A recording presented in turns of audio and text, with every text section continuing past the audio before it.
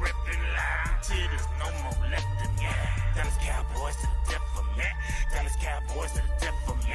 I'ma keep ripping loud until there's nothing left in me.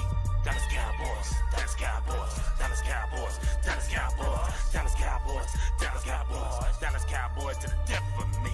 DC, that B4L, reppin' that star, I do it so well. It's Puma on the toes, but the stars on the clothes. I'm Starboy, fresh at the DF Dub. Yeah, I'm a hard hitter. Don't stare to fit, it'll ego hit you. What is you saying, man? Look at the swag. Please do forgive the brag. I'ma pull up later in the cowboy jag. Don't you slip on the drip, I'm flossing the sauce. Go so hard for the star.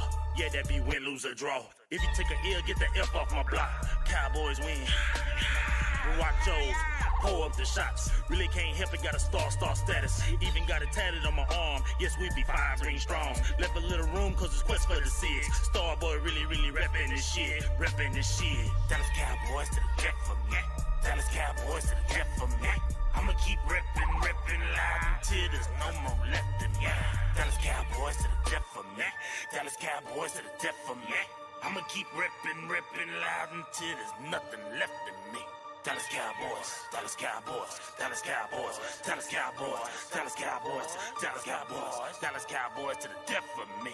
Yeah, tell me who the #1 fan. Yeah, Mr. Westside, I'm the man. Dallas Cowboys from my head to the toes. They better recognize who the fuck I am. Damn, haters run their mouth like a bitch when they team ain't shit and my team stay lit. Yeah, I'm about to rep this shit to the day I die in an all blue casket. If you wanna get with a club with love, tell Star Status Westside sent ya. Hall of Fame, Hall of Fame, Hall of Fame. Emmett Smith is our main. Game time, prime time, all the time. Your team ain't never on TV like mine. That's because we different. We America's team and we run this. Like Zeke runs circles right at defense. Jerry Jones, that's nonsense. Let the coach's coach. And I'll have a smoke. And I know y'all wanna toast to that. Dallas Cowboys to the death for me. Dallas Cowboys to the death for me. I'ma keep rippin' loud until there's no more left in me.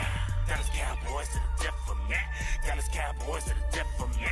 I'ma keep rippin' loud until there's nothing left in me. Dallas Cowboys, Dallas Cowboys, Dallas Cowboys, Dallas Cowboys, Dallas Cowboys, Dallas Cowboys, Dallas Cowboys to the death for me. DC, that B4L. DC, that B4L. Reppin' that star, I do it so well. DC, that B4L.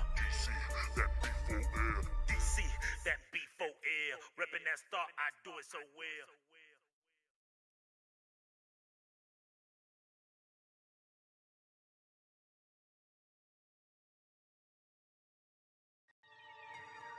What's up with you guys? It's your boy West Coast. Yo, in 2020, I've teamed up with my hot boy, Jalen Smith, number 54, to bring you guys some of the most exclusive eyewear known to man. CEV. I mean, everybody's wearing them. Make sure you guys go over to CEVcollection.com today and use promo code CEV West Coast to get yourself a hot boy discount today.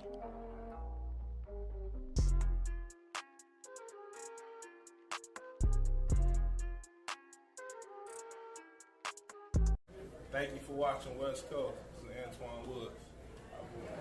Thanks for watching West Coast. Go Cowboys. This is Ray Williams. Thank you so much for hanging out with us with Dallas Cowboy Scout. Appreciate My it. man West Coast in this month. Thank you for watching West Coast. Shout out West Coast Cowboys. You know it's always love over here. Raider, Cowboy, always a Cowboy. Did one hell of a job, and the only thing else I got to say is, how about them Cowboys? Yeah!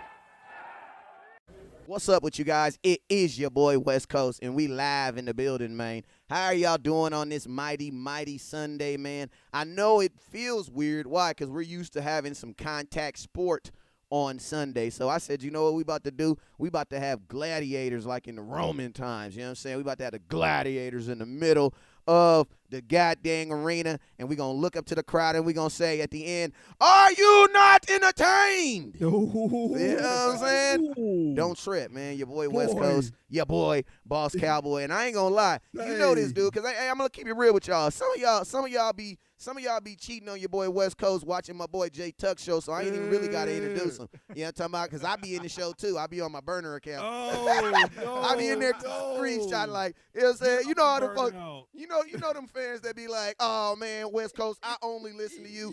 Some of y'all lying, because some of y'all be watching J Tuck. That's why I got him on the show. Okay. Yeah. Go ahead and tell on yourself by saying hey to him. Let's see if J Tuck. Let's see if J Tuck. One of those days. I'm just saying, J Tuck. Don't make it too obvious when you shout out people that's watching your show. That's all I'm saying.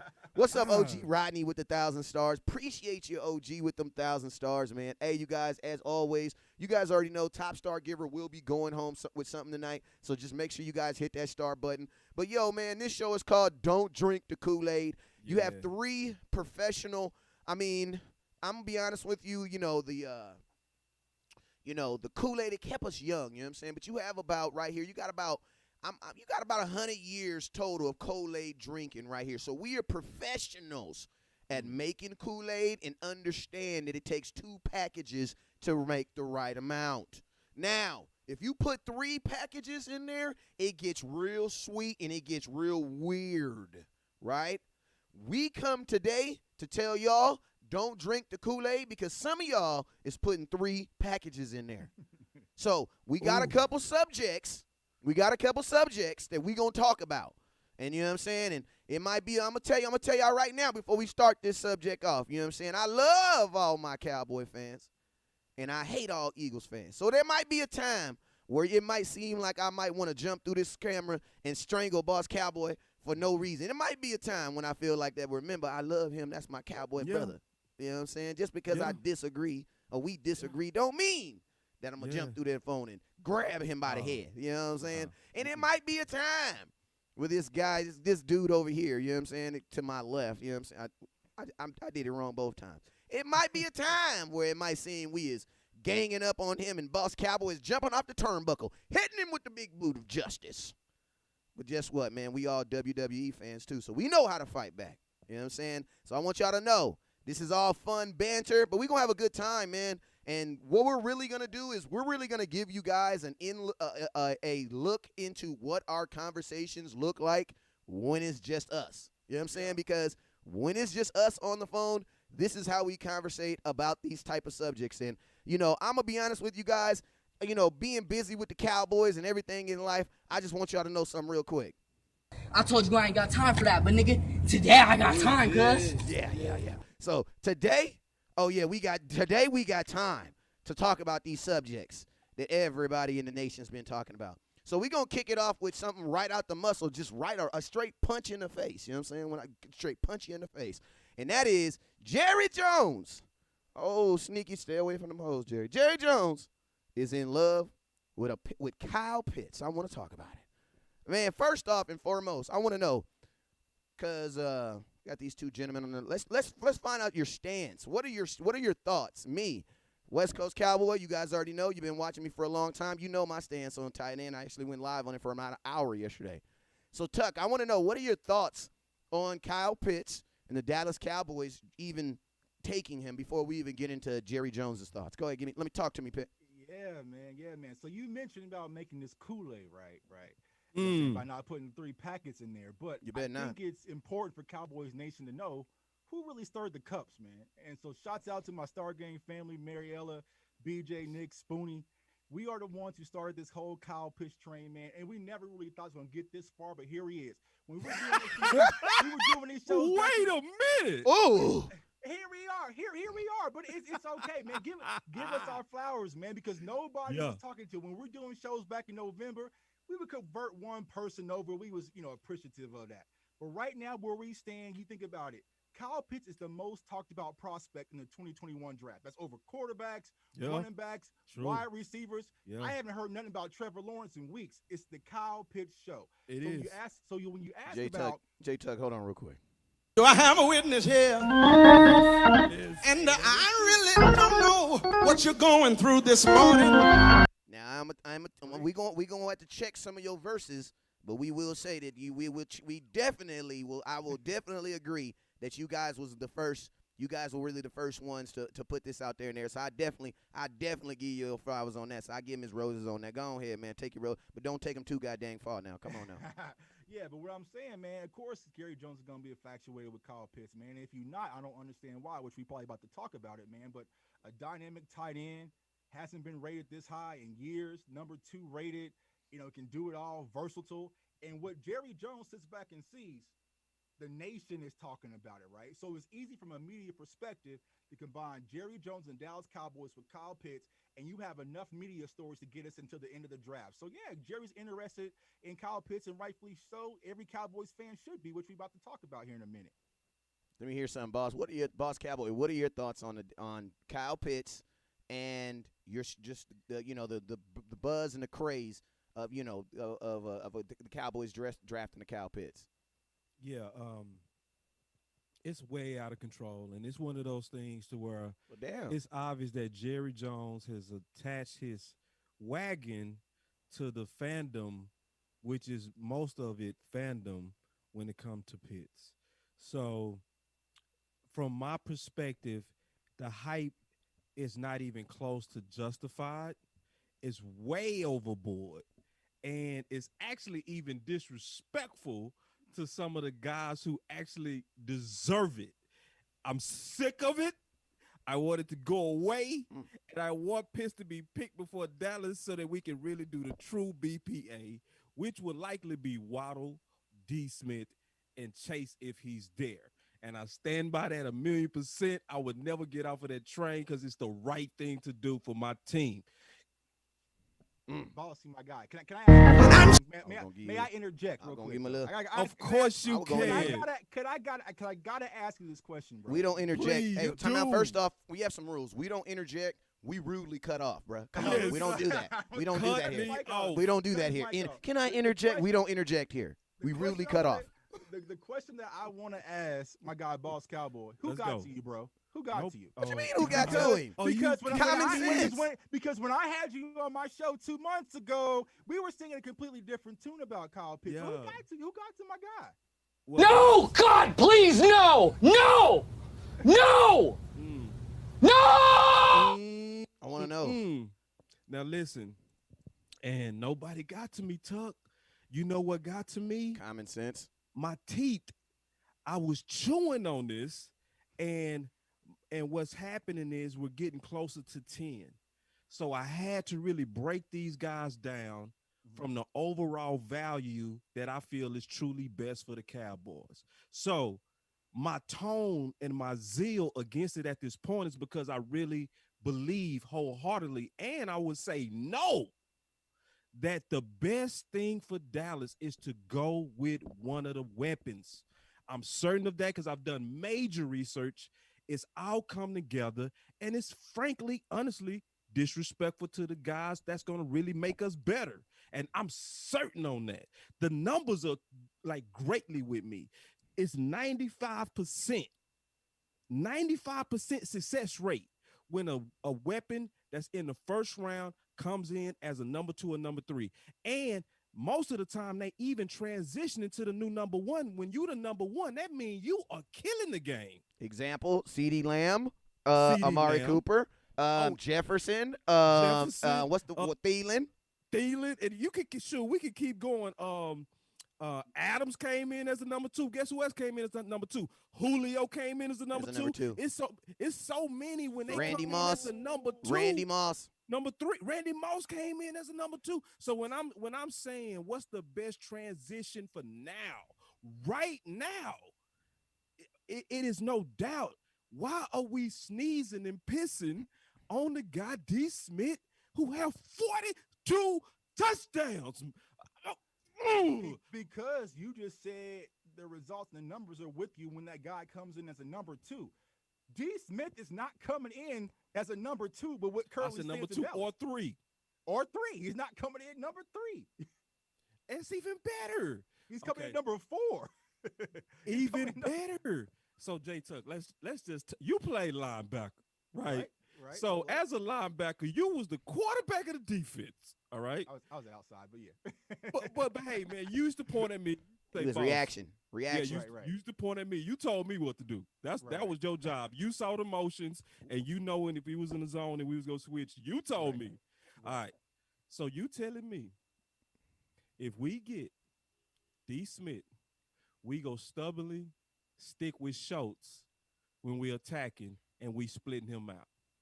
I'm telling you that the Dallas Cowboys and Mike McCarthy and Kellen Moore are not going to run 4 wide receiver sets more than going to run a set with the tight end, which will be Kyle Pitts. Based on history, right? That's what you're basing this on. Based on history and where we currently stand with what we have in house as far as our personnel goes. Yeah, and that's based on who we have in house now. Like, why would you put Wilson or Noah Brown on the field more than the mismatch of Schultz versus a linebacker? I understand that now. The whole dynamics would change, Tuck, and you know it. If we got D. Smith going against a dime, for those who don't know, that's the fourth corner. Yeah. Not the second. Let me get you guys to turn third. let me get both you guys to turn your mics up for me. Just one little shigading for me. I turned you guys up. I turned you guys up as high as I could on my end. Just if you guys can help me out on that. We good? Yeah, we good. 1, 2, 3. Hold on, let me see if my mic good. Y'all give me a second. I'm gonna turn you guys up. All right, there we go. Let me know. Okay, let me see. I turned my mic up too. I turned my mic up. What about that? Let me know, Mike. Hey, Mike. Actually, it was Lamont Bryant. You was the last person I saw that. Let me know. Give me a thumbs up. They say boss good. All right, we good. All right. All right, go ahead, boss. Check. Yeah. So. Go ahead. So this is a situation where I do want to kind of take the temperature down and just really explain that when you watch Tuck and I go back and forth, this is not about a good versus great. This is what he may view as elite versus what is great, or versus what I see as elite for Dallas and what I see as just only great. You see what I'm saying? Right. So none of us are saying that these players are not good. It's at this point, we really just trying to, snip the hairs off a rat's ass, basically. You know what I mean? And we basically trying to split hairs on what we really feel is best. But I really do know from research that you want the matchup, especially with Gallup, on a 1-year contract at this point. And you know how to say that right, but you know what I mean? It's like we would be getting a great upgrade even to Gallup. And my thing is this. My thing with the tight end, because not even to just take out Pitts, right? Because before you even sell Jerry on Pitts, you got to sell him on the position first. You know what I'm saying? So how does that position translate for the Dallas Cowboys? How does that if you look at the NFL as a whole, if Atlanta was not at 4, those other teams would not be considering drafting a tight end over any of the players that they have on their boards. The only team that's there, I believe, is Atlanta because of their history. But at the same time, I don't believe that Atlanta's history, because remember, the last time that they drafted a tight end in the first round, they didn't re-sign that guy. You know what I'm saying? So, teams tend to, just like Cowboys, we drafted Maurice Claiborne in the first round. Guess what? We learned from that, whether that be good or bad. We haven't gone back to that. So it's I don't think there's necessarily a guarantee that at the 4th overall pick, because my thing is this, man, you're looking for a guy to come in and have a Zeke factor on your franchise. If you're Atlanta, because that's what we got at 4. You're looking for a guy that comes in and changes your franchise. And I just don't think it's possible for a tight end, not even just him. I just don't think it's possible for a tight end to do that to an offense.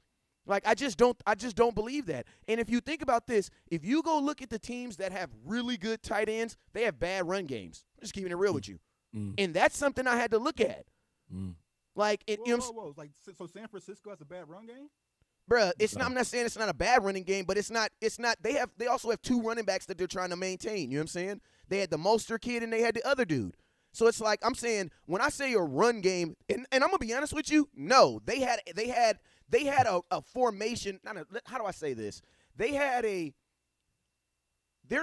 San Francisco's not a running team. They're not a running team. They're a team who stumbled and bumped into 2 running backs that produced. But I mean, when they needed to come to Dallas and they needed to run the ball, they didn't do that. And I honestly thought San Francisco was going to do what everybody else did to us, and that is run 170, 80 yards. They did not do that. They tried to throw the ball on us. That's what they wanted to do. Because Mostert got hurt that game, didn't I know they got two of them though. They got two running backs that it's not one they don't have any one primary running back. And just from where my upbringing, if you have two running backs, you're not a run dominant team. A run dominant team is a team that has a singular running back that's a 3-down back, like the Dallas Cowboys, like the Tennessee Titans. You know what I'm saying? Those are run-based teams. So I just see it like this: if Kyle Pitts comes to the NFL and he doesn't go to a team that has a quarterback that can precision put it on a dime, bro, I don't see it. And I'm not saying that Dak can't do it, but man, before a team even falls, because everybody says this, there's going to be mismatches. He's going to create mismatches. But see, this is the problem with a mismatch. The mismatch has to be established before you can take advantage of it. So it's like he has to have already shown that he can block NFL defensive end or he can chip NFL linebackers at his size. And let's just be real with it. If you look at his size, he scored a 61, like a 6.1. That means the average is in the 8s. So that means he's almost 2.5% smaller than the normal tight ends. And we're not even talking about the tight ends that are good. We're just talking about standard tight ends that come in. That is considering that you are a team that has to run the ball, and let's just be real with you, if you don't run the ball in the NFL, you're not going to the playoffs, because that's what's been shown in the last 2 years, that teams who run the ball go to the playoffs. Teams that are heavy passing the ball don't go to the playoffs. That's just been factual. So if you bring a Kyle Pitts to a team like the Dallas Cowboys with an Ezekiel Elliott, bro, his blocking has to be as good as his catching. Or he's not going to beat out a Jarwin. He's not. So it's like you're basically going to draft a kid to be like a there's no way you draft a kid to be your second tight end. I'm sorry, that's a waste. Bro, the 10th overall pick last year got $24 million. That's way too much money to give a back. So you don't draft a kid to be your second tight end, but you draft a wide receiver to be your fourth wide receiver? I'm not drafting a tight end, a wide receiver to be my fourth wide receiver. This is what I'm saying. I'm down because I'm gonna tell you this. Me and Boss Cowboy had a disagreement on this, but this is my compromise. For everybody who wants an offensive weapon at 10, I would rather draft a wide receiver than a tight end. Yes. Well, because here's the thing. Everybody who knows me, I speak about Pitts, but who's my number one? I'm with Chase. Yeah, Chase, that's my number one too. Yeah, Chase. So okay. So then, guess what?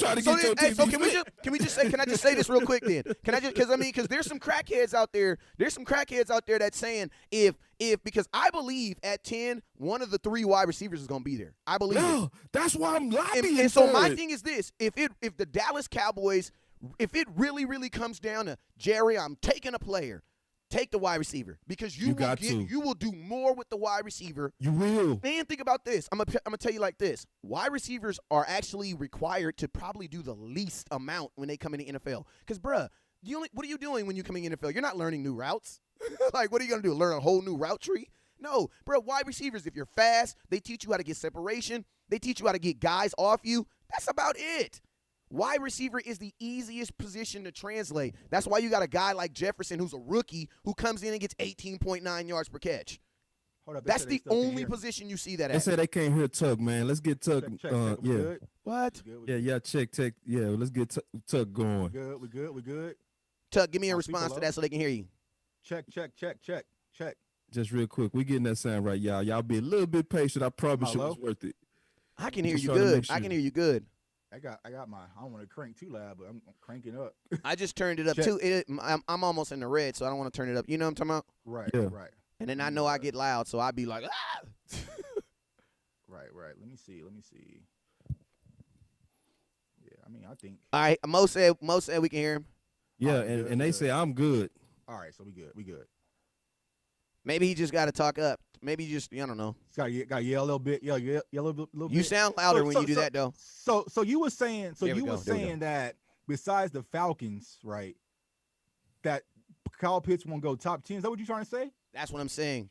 I'm saying he shouldn't. I don't know the future. So I don't know the future. You know what I'm saying? Okay. I'm saying like this. Outside of the Falcons, no other team should take him in the top 10. Okay. No other team. All All right, I hope so. I hope you're right. I mean, because this is my thing. This is my thing, right? This is my thing. This is my thing, right? This is my thing, right? I dare these 9 teams in front of us to not take Kyle Pitts. Because Tuck, I'm gonna be honest with you. You're actually betting against history.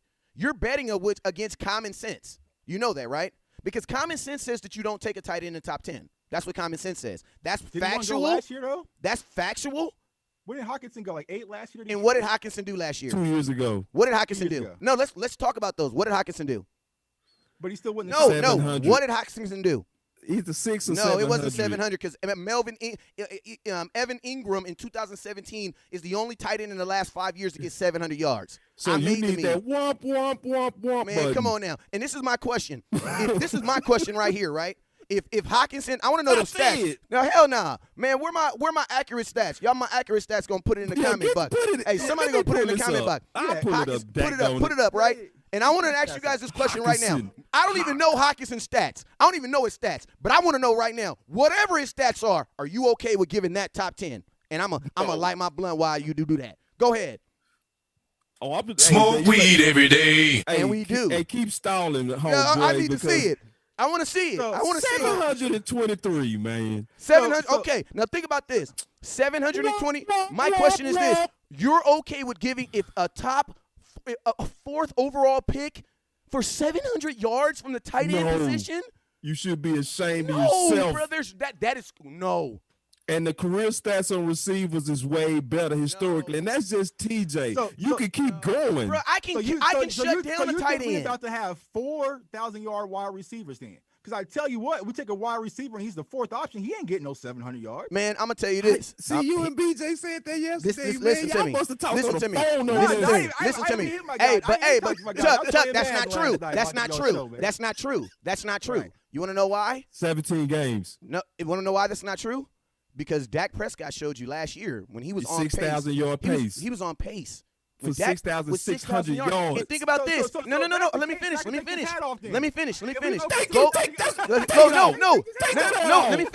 But can I ask you a question? The reason why we got the hat on is because we'll remember when we was throwing them yards what our overall record was. That's why we got the hat on. Now,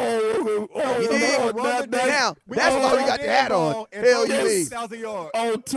Hell you mean? I would talk. Hey, go grab my dad's hat, man.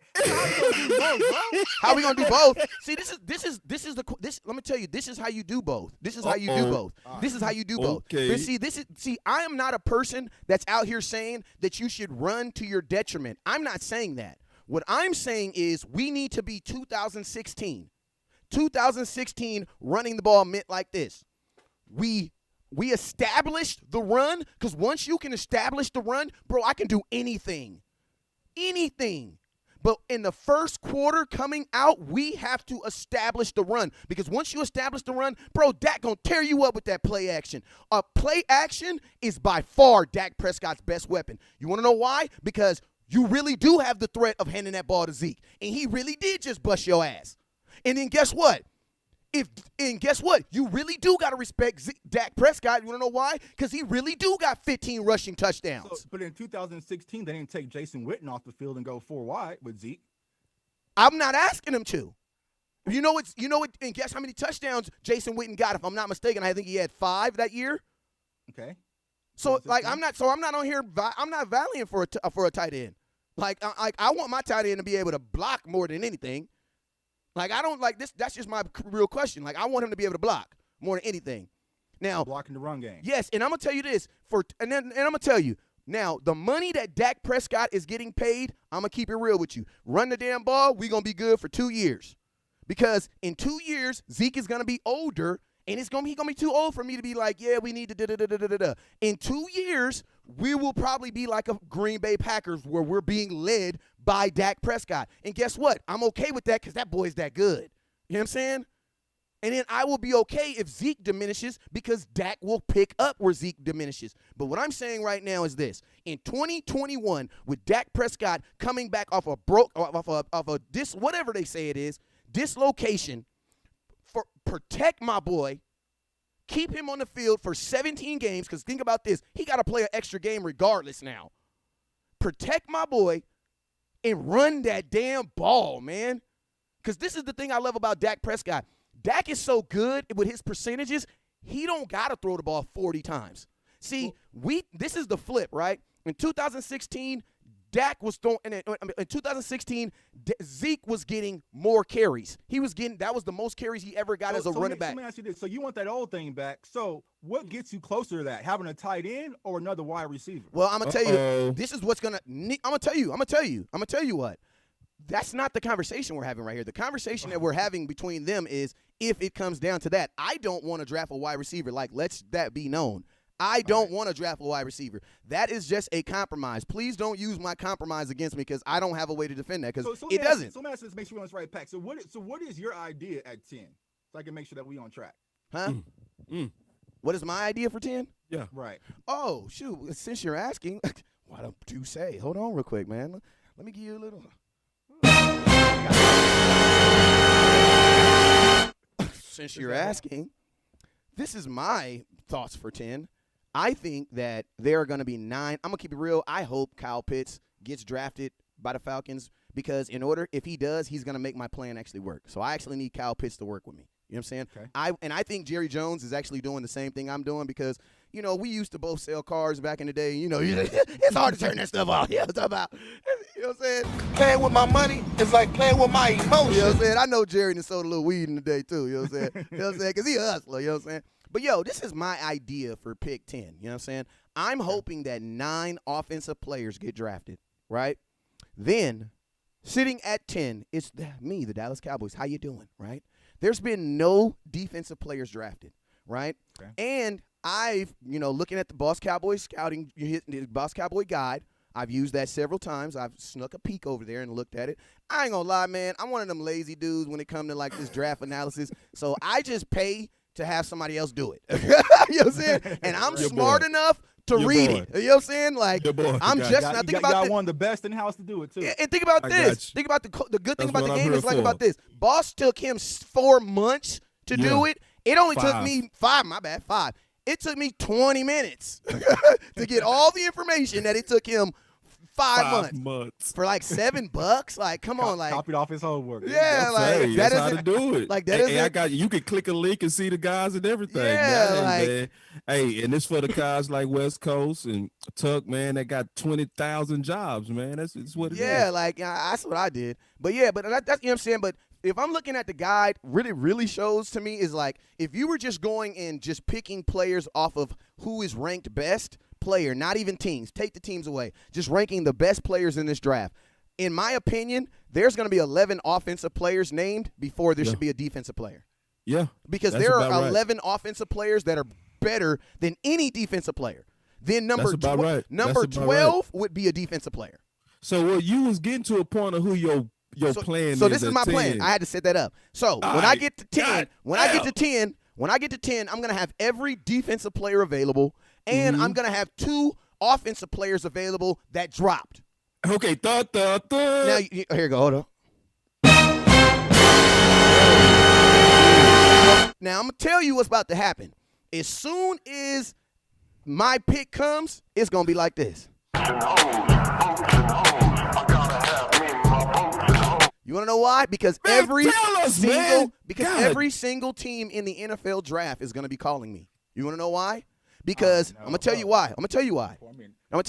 Because big bottle for the boys. Every team in the draft. You played this up, man. Every team in the draft is about to be calling me for that 10th pick. You want to know why? Because if you drafted in the first 9 picks and you took a quarterback, guess what? Now you can come back to 10 and get another weapon. You know what I'm saying? So let me finish. Let me just finish, man. Let me finish. Oh, my bad. All right, God dang, man. This ain't no flapping jack. We ain't throwing this in the microwave and I'm talking about and slapping it on the table. Bro, I cook in the stove. Stop it. You know what I'm saying? You know what I'm saying? So then I'm trading my 10th pick. I'm trading it. I know why? And I'm trying to go from 13 to 15. Any team between 13 to 15, I'm trying to move back. Want to know why I'm moving back? Because at 13 to 15, I'm still going to get a good defensive player at a cornerback position or any position that I need, right? And then you know what I'm going to do with those assets? I'm going to pick a player at 13. But you know what I'm going to try to do with those assets, man, that I got from trading? I'm going to try to trade them assets again to get back into the first round, because I believe that the Dallas Cowboys can get 2 first rounds in this draft. You want to know why? Because if you oversell 10, if you can get a team to give you their third, like say you get team 4 that's at the 14th pick. I think it's at New England. You get New England to give you pick 14, and you give them to give you their second and a third, right? Cowboys already got a second, and we already got 2 thirds. So guess what I can do? I can pick at 13. Then as soon as I pick Tuck and Boss, I'm picking up the phone, and now I'm calling every team from 20 to 27. 20, I don't want 28 because that gets start getting weird up there. But everybody from like 19 to 27, I'm calling a phone. And you know what I'm telling them? I got 2 first rounds, picks, and a third. All I want is your first round pick. And you know what? Bro, if you call a team right now that's at pick 22 and tell them I'm going to give you 2 second-round picks and a third, bro, that's 3 top 100 picks. For a pick 19, bro, you're going to get that. That's what I'm doing. I'm on some soup. What that boy say? Hey, Pooh Shiesty, I know you Shiesty, but you know West Coast really Shiesty. You know what I'm saying? I know exactly what you on, bro, because you just like me. You a Madden player. You playing Madden franchise right now. Man, I ain't playing Madden franchise. I'm playing bro, there's only 300 points. You gonna got 10 picks already. You gonna trade back to get more picks, and then take those picks to get more picks to move up. No, that's not gonna work like that. Yes, it will work like that because there's only 300 points. Yes, it will because there's only 300 points between. Like, this is what you got to understand, right? Whenever you draft, there's a point scale. 2 second-round picks and a third adds up to pick 19. That's the same point scale. So now, unless some old man that's been, this is what the NFL's using. Like, forget Madden. Bro, this is the science they use to make these drafts. You got to make up 2,100 points to get to pick 19. Well, 2 second-round picks and a third is 2,200 points. So technically, a team is getting more value. Hell, you mean? Right. So why can't go? The thirds that we got right now to move up into the second and package our 2 second rounds and move up in the first? Because I want one of those top 10 defensive players. I just said it. But you can stay at 10. Take the 2 thirds that we already had, package those up, move into the second, take 44. Oh, you want to know why? You want to know why, Tuck? You want to know why, Tuck? Because I don't want to pay nobody in this draft top 10 pick salary. Nobody. I'm sorry. I've already decided that. There's not an offensive player in this draft that I need enough to pay $24 million and $11 million in guaranteed, and we only have $19 million, bro. So $9 million of that is a lot. Let me ask you this, bro. Let me ask you this.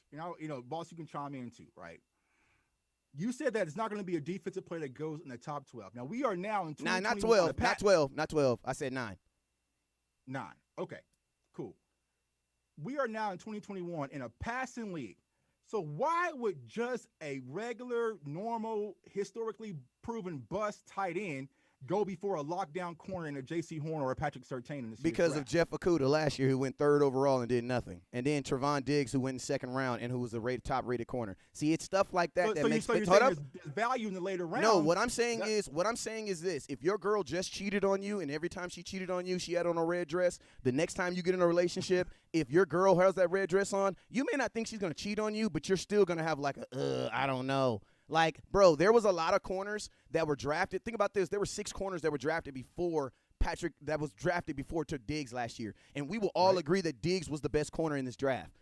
You know what I'm saying? So it's like, it's and then think about this. If you're Detroit, you drafted Jeff Okudah 3rd overall, man. 3rd. But there's other defensive talent out there. There's Parsons. There's Yeah, but let's just be real, man. Unless you're Darrelle Revis, Marshawn Lattimore, Deion Sanders, or or Charles Woodson, bro. Those are the only dudes that come in the league in their year 1 and lock dudes up. If you're trying to tell me that there's a corner that's that dude in this draft, I'm down to draft him, but there isn't one. The 2016 year you're trying to get back to, Jalen Ramsey is passed on him. Yeah, but Jalen Ramsey didn't end up being that. Jalen Ramsey wasn't no clamp down dude his first year. Jalen Ramsey was a dog his second year. Remember, they went and got A.J. Bouye to help him out on that other side. Dog his first year, man. Because remember he went out. He was a dog, but he. Here's the thing. So my question is this: is there Jalen Ramsey in this draft? No, that's what I've been trying to explain. That's There why you go. I've gone to Boss leaning towards the offensive BPA because there is no clear-cut defensive player that we could take at 10, hell, 15 that's going to push this defense forward. Yeah, I would say 10 definitely defensive players got the flags. And I like a lot of the 10s. Like, I like Parsons. I like Horn. I feel better about Parsons than I do Horn. And I feel like both of those are kind of reaches a little bit at 10. They right on the cusp. Yeah. You know what I mean? But the offense is clear at 10. Like, damn, like we got Waddle. Waddle by himself is probably the only person that I can maybe get my boy Jay Tuck to maybe bend on. You know what I mean? Because that's freak on what? as well. Depending on what, that you would take him or the way over that you Pitts. would. Okay. Here's how you can lean me towards Waddle, right? Okay. If you tell me that here in the next 2 weeks, I'm gonna get an ESPN announcement that we traded Michael Gallup for a player or a pick or for some compensation, then we move on from Michael Gallup, and then we're gonna add Waddle to be along with CeeDee Lamb and also Amari Cooper, then it makes sense. Because here's my thing: if I'm drafting Jamar Chase, somebody got to go. Like, I am not going to have Jamar Chase out there just being in situational football when we go into 4 wide receiver front. Fact. He needs to take someone's job. Fact. You know what I'm saying? So I'm moving on from Michael Gallup and plugging in Jamar Chase, and then we're going to go right back to what we know, if that's going to be the case for wide receiver, also for Waddle. Hey, let's talk about that. Let's talk about that. Hey, boss, just some administration. Yeah. Now, trading Gallup, anything that has to do with trading Gallup has to happen before you draft the wide receiver. Because I'm going to tell you this. If you draft the wide receiver, then try to trade Gallup, you're not going to get nothing for him. You know what I'm saying? So you have to do this plan before you draft him because the need has to be there. Go ahead, boss. Yeah, and it's also just kind of tweaking it, like, because we having a compromise. We having us a nice debate to try to move you over to Waddle. Because I think I see clearly what the barrier is. The barrier is you seeing it as a waste based on it being 4 and you not seeing the ability of the Dallas Cowboys to fit that in. Right. I'm saying that it is, and I can tell you that from just adding up the snaps from Noah Brown and Wilson. When you add those together, you're getting an epic amount of snaps, especially when you put in the specialty players like a Waddle for like the jet sweeps and stuff like that. You're going to get even more snaps. So they're going to make room for him. And I'm telling you, a player like Waddle would get Gallup less snaps. He just would. It would happen just because of his talent. You can't watch a guy like that. That's like watching Tariq Hill in space, take a slant and go for 6. The crowd gonna stop screaming, Gallup, Gallup. They gonna say, Gallup, Waddle. It's gonna change. You know what I'm saying? But now you'll have 4 weapons, and people will understand, like, Gallup, if you want to come back, you got to come off. You got to have a discount now. You know that. Or we gonna send you in the market, and Waddle done took your job, and your market not gonna look good, but we got usage out of you. Like, and we go get, like, we getting a real top 10 if we get Waddle or D Smith. They're not mediums. They the guys that'll mess around real talk and push Lamb. That's what we dealing with, like that on that level. So we just imagining that we gonna just stick them at the 4 and forget about them. No, them dudes gonna come in here and they gonna rock the crowd. We're talking about 4.2 freakish speed that can also play special teams, kickoff return, and punt return. But you a football mind. You gotta understand, we dealing with the Dallas Cowboys. They don't think like us. But I think you can win the crowd. I'm being all the way honest, Tuck. But they could win the crowd.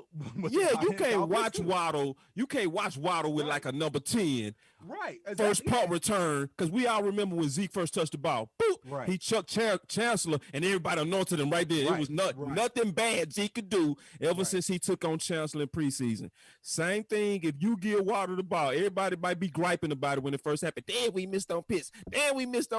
As soon as this dude catch a punt return and they see this dude with that magic, or they see D. Smith just rattle dude up and just do one of them freakish one hand, they'll be like, we got 2 lambs? Yeah, what we gonna do? Hey, boss, I don't think Cowboy fans will really say you missed on Pitts because we don't use the tight end, bruh. We do too. No, we do not. Listen to me. I'm going to tell you what the tight end is in Dallas.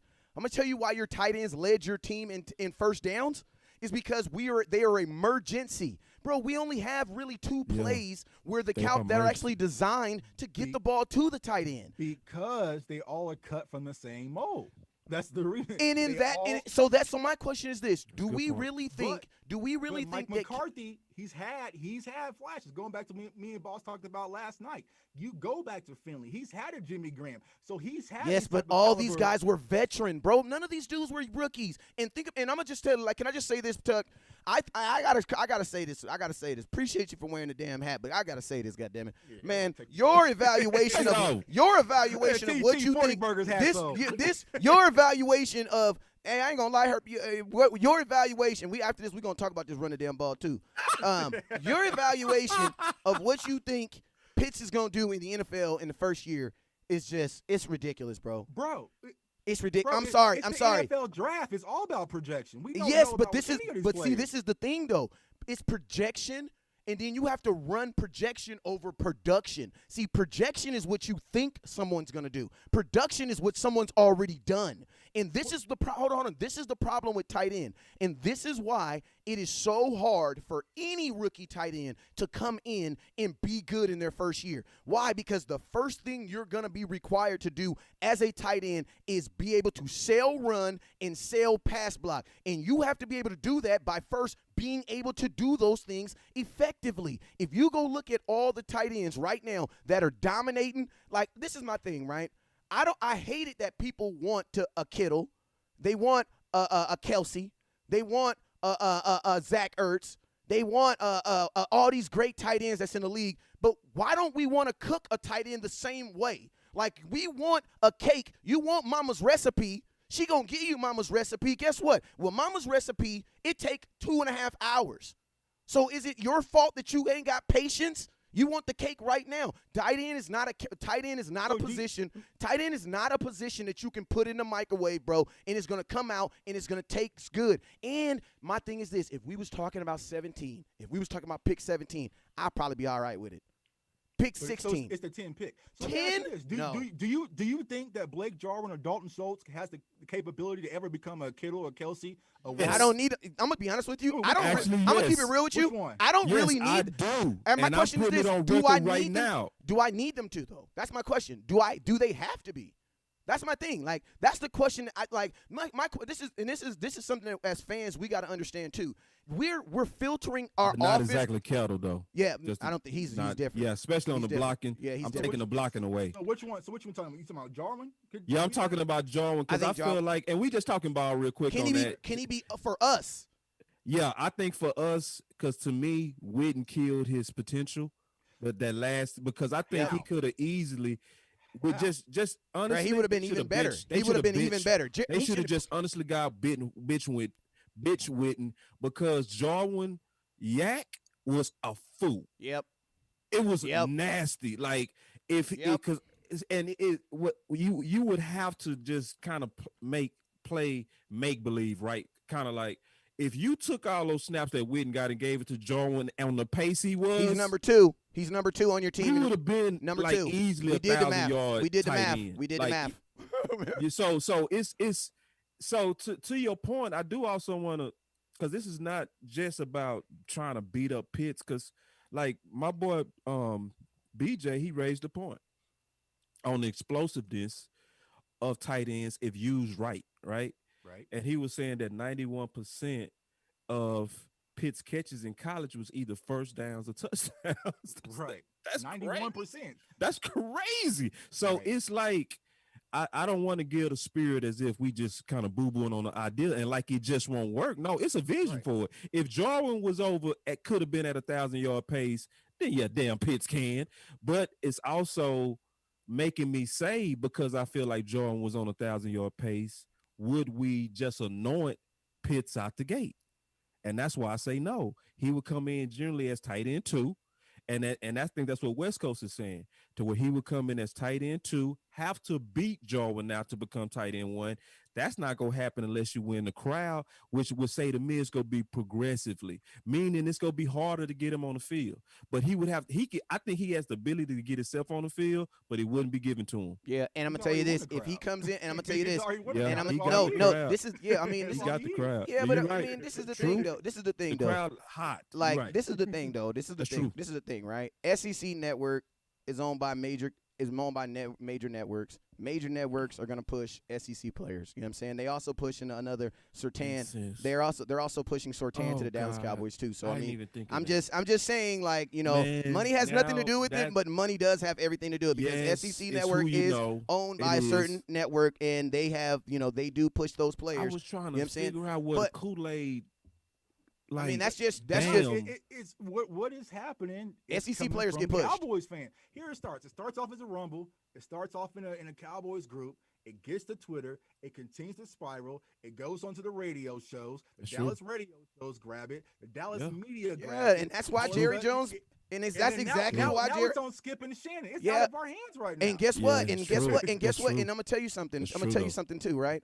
And that is the. And I'm gonna tell you this, and we can switch the subject. And that's 100% proof why I say we are not gonna draft him. You want to know why? Because there are 9 people in front of us. Right. If you wanted Pitts, why would you tell the world? And I'm just keeping it real with you. Like, unfortunately, I've seen this game too often with Jerry Jones because Jerry Jones is the same person who was dreaming about Dez Bryant. And where would Dez Bryant end up playing at? Dez Bryant ended up playing where? In Baltimore. This is the thing that Jerry Jones, I know about Jerry Jones. And I know fans don't like to filter things through this, but you need to filter your thought process through the Jerry Jones with it because this is true. Jerry Jones said, I don't care if it's good media or bad media as long as you spell Dallas Cowboys correctly. So guess what? As soon as you know what's so funny? Me and Boss Cowboy had this conversation. We said, hey, now that Dak Prescott is signed, what's next? Right. What is gonna be the like? Think about this. Nothing in free agency. Like, so no. I'm not even talking about that. I'm not even talking about that. I'm talking about this. The Dallas Cowboys is a network. It is a 24-hour show. Once Dak got signed, that was the biggest episode. Like, I'm watching Breaking Bad. I love the show, but I'm so scared. Why? Because I only got 9 more episodes, and then it's gonna end, and I gotta find a whole nother show. See, this is the thing about Jerry Jones is Jerry Jones knew that episode was ending. So now that episode is ending, guess what he did? He just threw another subject in there. That's why he co-signed exactly with the nation. You just 100% proved my point as far as, like, why I know he's not going to sign to the Dallas Cowboys. Like he's doing everything he possibly can to build this kid up so that somebody else can draft him before him. Like, you wouldn't have to, though. You do have to, but guess what? He ranks high, bro. He ranked high. Like, think about this. But think about this. My question is this: why hasn't 9? Let's take Cowboys fans out of it, bro. Yeah, for real. I have people who come on my show with giant. Everybody. Any GMs? My biggest fear. He was going to 6 to Philly. Like, that was my. Me too. I swear I said that. Is there any GMs though? Is there any professional teams? Has there been any professional owner of a team come out and say that they like any player? I don't even care if it's Pitts. No, we're not, because Jerry did that. The only reason why we're talking about Pitts right now is because we're not talking about Dak no more because he's already signed. This is just a new subject. That's all it is. And I promise you, as soon as we draft a kid, there's going to be the draft talk, and then there's going to be another situation that happens because Jerry has a brand, and that supersedes everything. People always say, why it took Dak 2 years to get signed? Because all the money he made over the last 2 years. While he was waiting to get signed. But the 4-letter networks gravitated to Pitts before Jerry even released those statements. It's already been here. Like, yeah, that's why he just used. No, but he just used it. All right, that's what everybody's talking about. Let's roll with it. So, here's the thing, man. Like I said, Pitts is a great player. I would love to have him. I hope you're right. I hope he flies to West End. I feel like the Cowboys won't move up to go get him. But if he lands to us, they'll take him. But if we get a Jamar Chase, I'm doing the same damn celebration I did last year. Like, right on. Hey, can I ask you a question? If you draft a wide receiver, because y'all keep pushing this, I'm not pushing draft a wide receiver, so I'm gonna talk last. I am. I'm asking right now. Stop. Okay. Boss Cowboy, what are you doing to facilitate this draft a wide receiver? What are you doing? Oh, I'm pushing it hard, man. I'm so how do you get him on the team? Right. I want to know how you get him on the team. Tuck brought up a good point. Like, what are you gonna do with Gallup? Like, what are you doing? What's the process behind that? I want to know. What is the steps? Let me know. Oh yeah, man. All I do is I make Wilson and Noah Brown the best backups in the whole damn world, period, because I take every one of their snaps and I give them to my 4th and 3rd receiver. I let them boys battle it out for who go earn the snaps from their quarterback. I don't pre-anoint no damn body. Is Gallup on the team? That's what I'm saying. Is Gallup on the team? Yeah, Gallup on the team, but I'm not gonna throw Gallup away. I will go out there and say, listen, we got 4 best. One of y'all gonna be the number 1. There's no number 1, not even Cooper. So y'all go out there and earn it from how y'all beat up on our corners, starting from practice, damn it. You know what I'm saying? And earn it. You know what I mean? And then let them boys all get after it and tell me who gonna really be the number 1, 2, 3, or 4.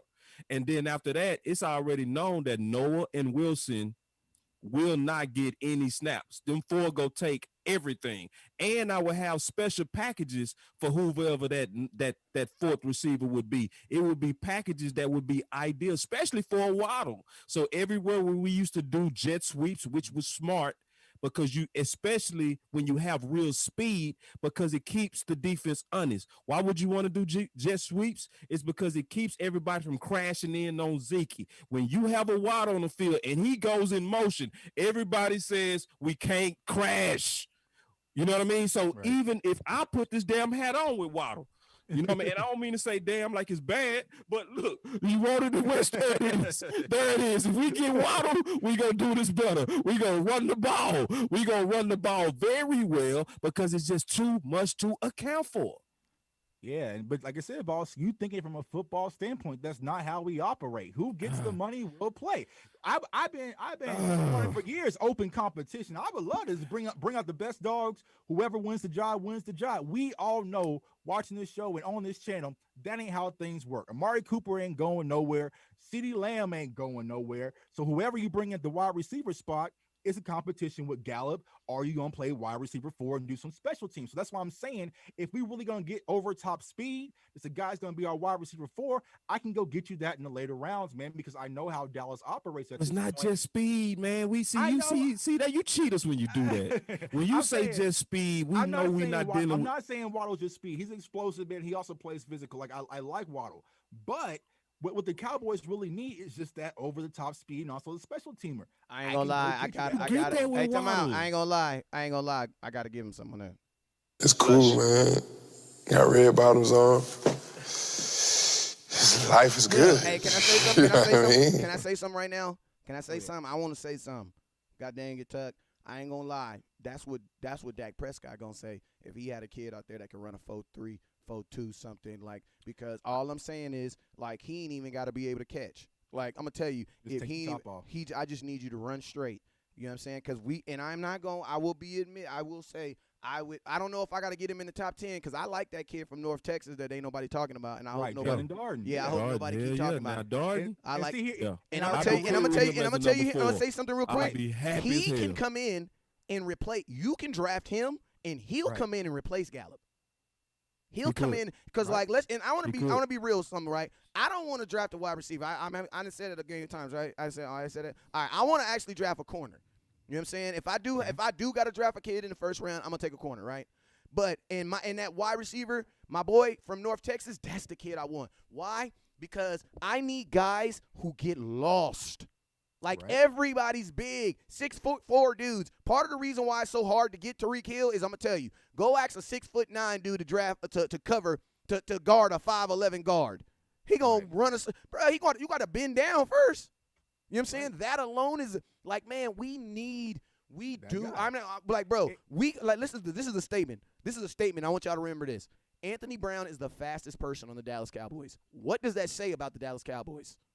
Like, bro, come on, man. Anthony Brown can't be our fastest dude on our team. So I admit, we need speed on the offensive and defensive side of the ball. That's just 190. I on purpose the other day, I took Jalen Waddle's stats, right, cropped his name out, and I compared him to my guy, Tutu Atwell from Louisville. And everybody was like, oh, this guy's better. This guy's better. So a guy who was able to be the sole receiver at Louisville, put up 1,000 yards, right? 4.3 speed. You can get him in the 5th or 6th round. Tamarian Terry, 6'4", kind of a Randy Moss, kind of cheap budget version of Randy Moss. You can get him in the 5th or 6th round. Get it? Hey, 6'4", lightning's fast. Let's go. Right, so if you want to get that, you can get that later. So that's why I kind of been out on Waddle. See, that's hold up, time out. Hold up. Boss, time out. That boy's dropping names. Hold up. Hey, hold up. I got to get that boy. That boy been dropping names. Hold up. Well, Jack, here's the deal. I'm the best there is. Plain and simple. I mean, I wake up in the morning, I get excellent. Hey, hold up. Let this boy get his little. Hold on.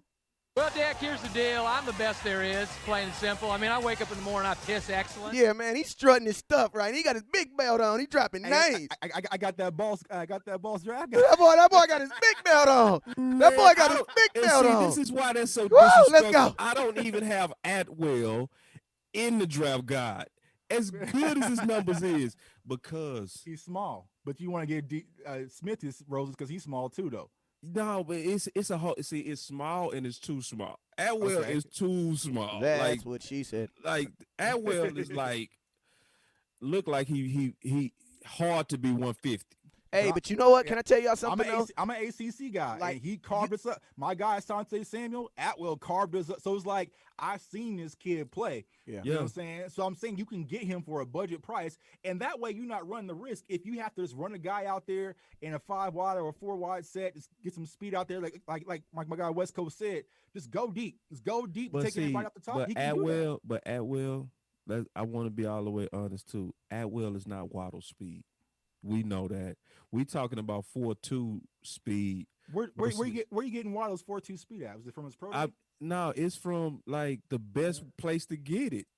What's the best place to get it? You tell me. A race.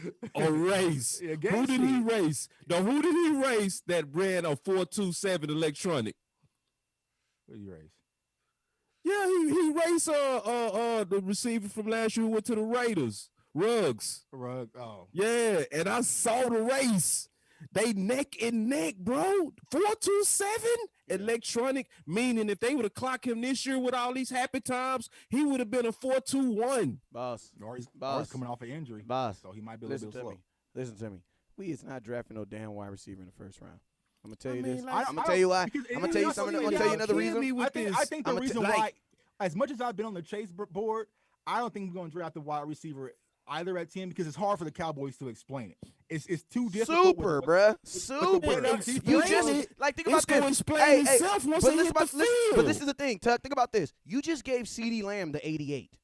Like, bruh, you go draft a wide receiver. Hold on. Let me finish. Politics. No, I am because, bruh, what are you talking about? Come out, bruh. Come on, can I ask you a question? And convince them. Well, guess what? Romeo should have talked politics before he hollered at Juliet. He'd be alive too, fam. I know, man. But, you got to know who you messing with. You feel me, Tuck? Don't think like that. Hey, Tuck, you Tuck, you don't think like that. Hey, Tuck, you from Kansas City? You know what I'm saying? Right. You better not talk to no girl with no Italian last name. Be messing around and be disappeared around this mug. Right. You better know who you messing with. And unfortunately, they're not gonna do that, bro. You have to. Take CeeDee Lamb, give him 88 at 17. What are you gonna give 10? Higher than him? What are you gonna give him? 88.1. You would literally have to give him 88.5 because if you draft him at 10 and you gave CeeDee Lamb at 17, 88. Bruh. Are we talking about marketing? Bruh, yes. All of it. We the business brand. Yes. So listen, every time y'all make a point, I'm gonna do y'all the same way. Every time y'all make a production point, I'm gonna say the Cowboys not gonna do that. The Cowboys, you know they do dumb stuff. That's the whole point. Is like, who gonna be the people that's gonna say, look, you gotta take this guy because it's a 5-year investment. You got to take this guy because you're getting special teams, kickoff return, punt return, a receiver. You're getting somebody that's going to open up Zeke. You're getting somebody that Dak has never had. You're getting a Tyreek Hill for the Dallas Cowboys. What in the world can Kellen Moore do with that? I'm sorry. And it gives you absolute leverage for Gallup next year. You don't even have to worry about that. And you're a better team. It's just too much. Boss Cowboy. So why can y'all compare Waddle to Hill, but I can't compare Pitts to Kelsey? Because I'm not. Well, you can. Okay. No, you can make. But no, you can't. You can't because you can't. You can't because it doesn't match the history. The position doesn't. The position doesn't. Because see, we had a rookie come into the NFL last year and average 18.5 yards per catch, bro. That's a wide receiver. Wide receivers can do that. Tight ends can't do that, bro. They generally don't. And then when they do, they don't do it under pressure, meaning when they're drafted to be that guy, they don't become that guy. That's at least been a trend 7 years. Let's just be real, bro. Let's not even say tight ends. I like to broaden our horizon. That's really for every position. It's expected for quarterbacks, so quarterbacks can handle it more. But let's just be real. Any position that you draft to be a starter day one in the NFL, you expect for them to give up, 5 touchdowns. Why? Because that's what Trevon Diggs did in 4 games.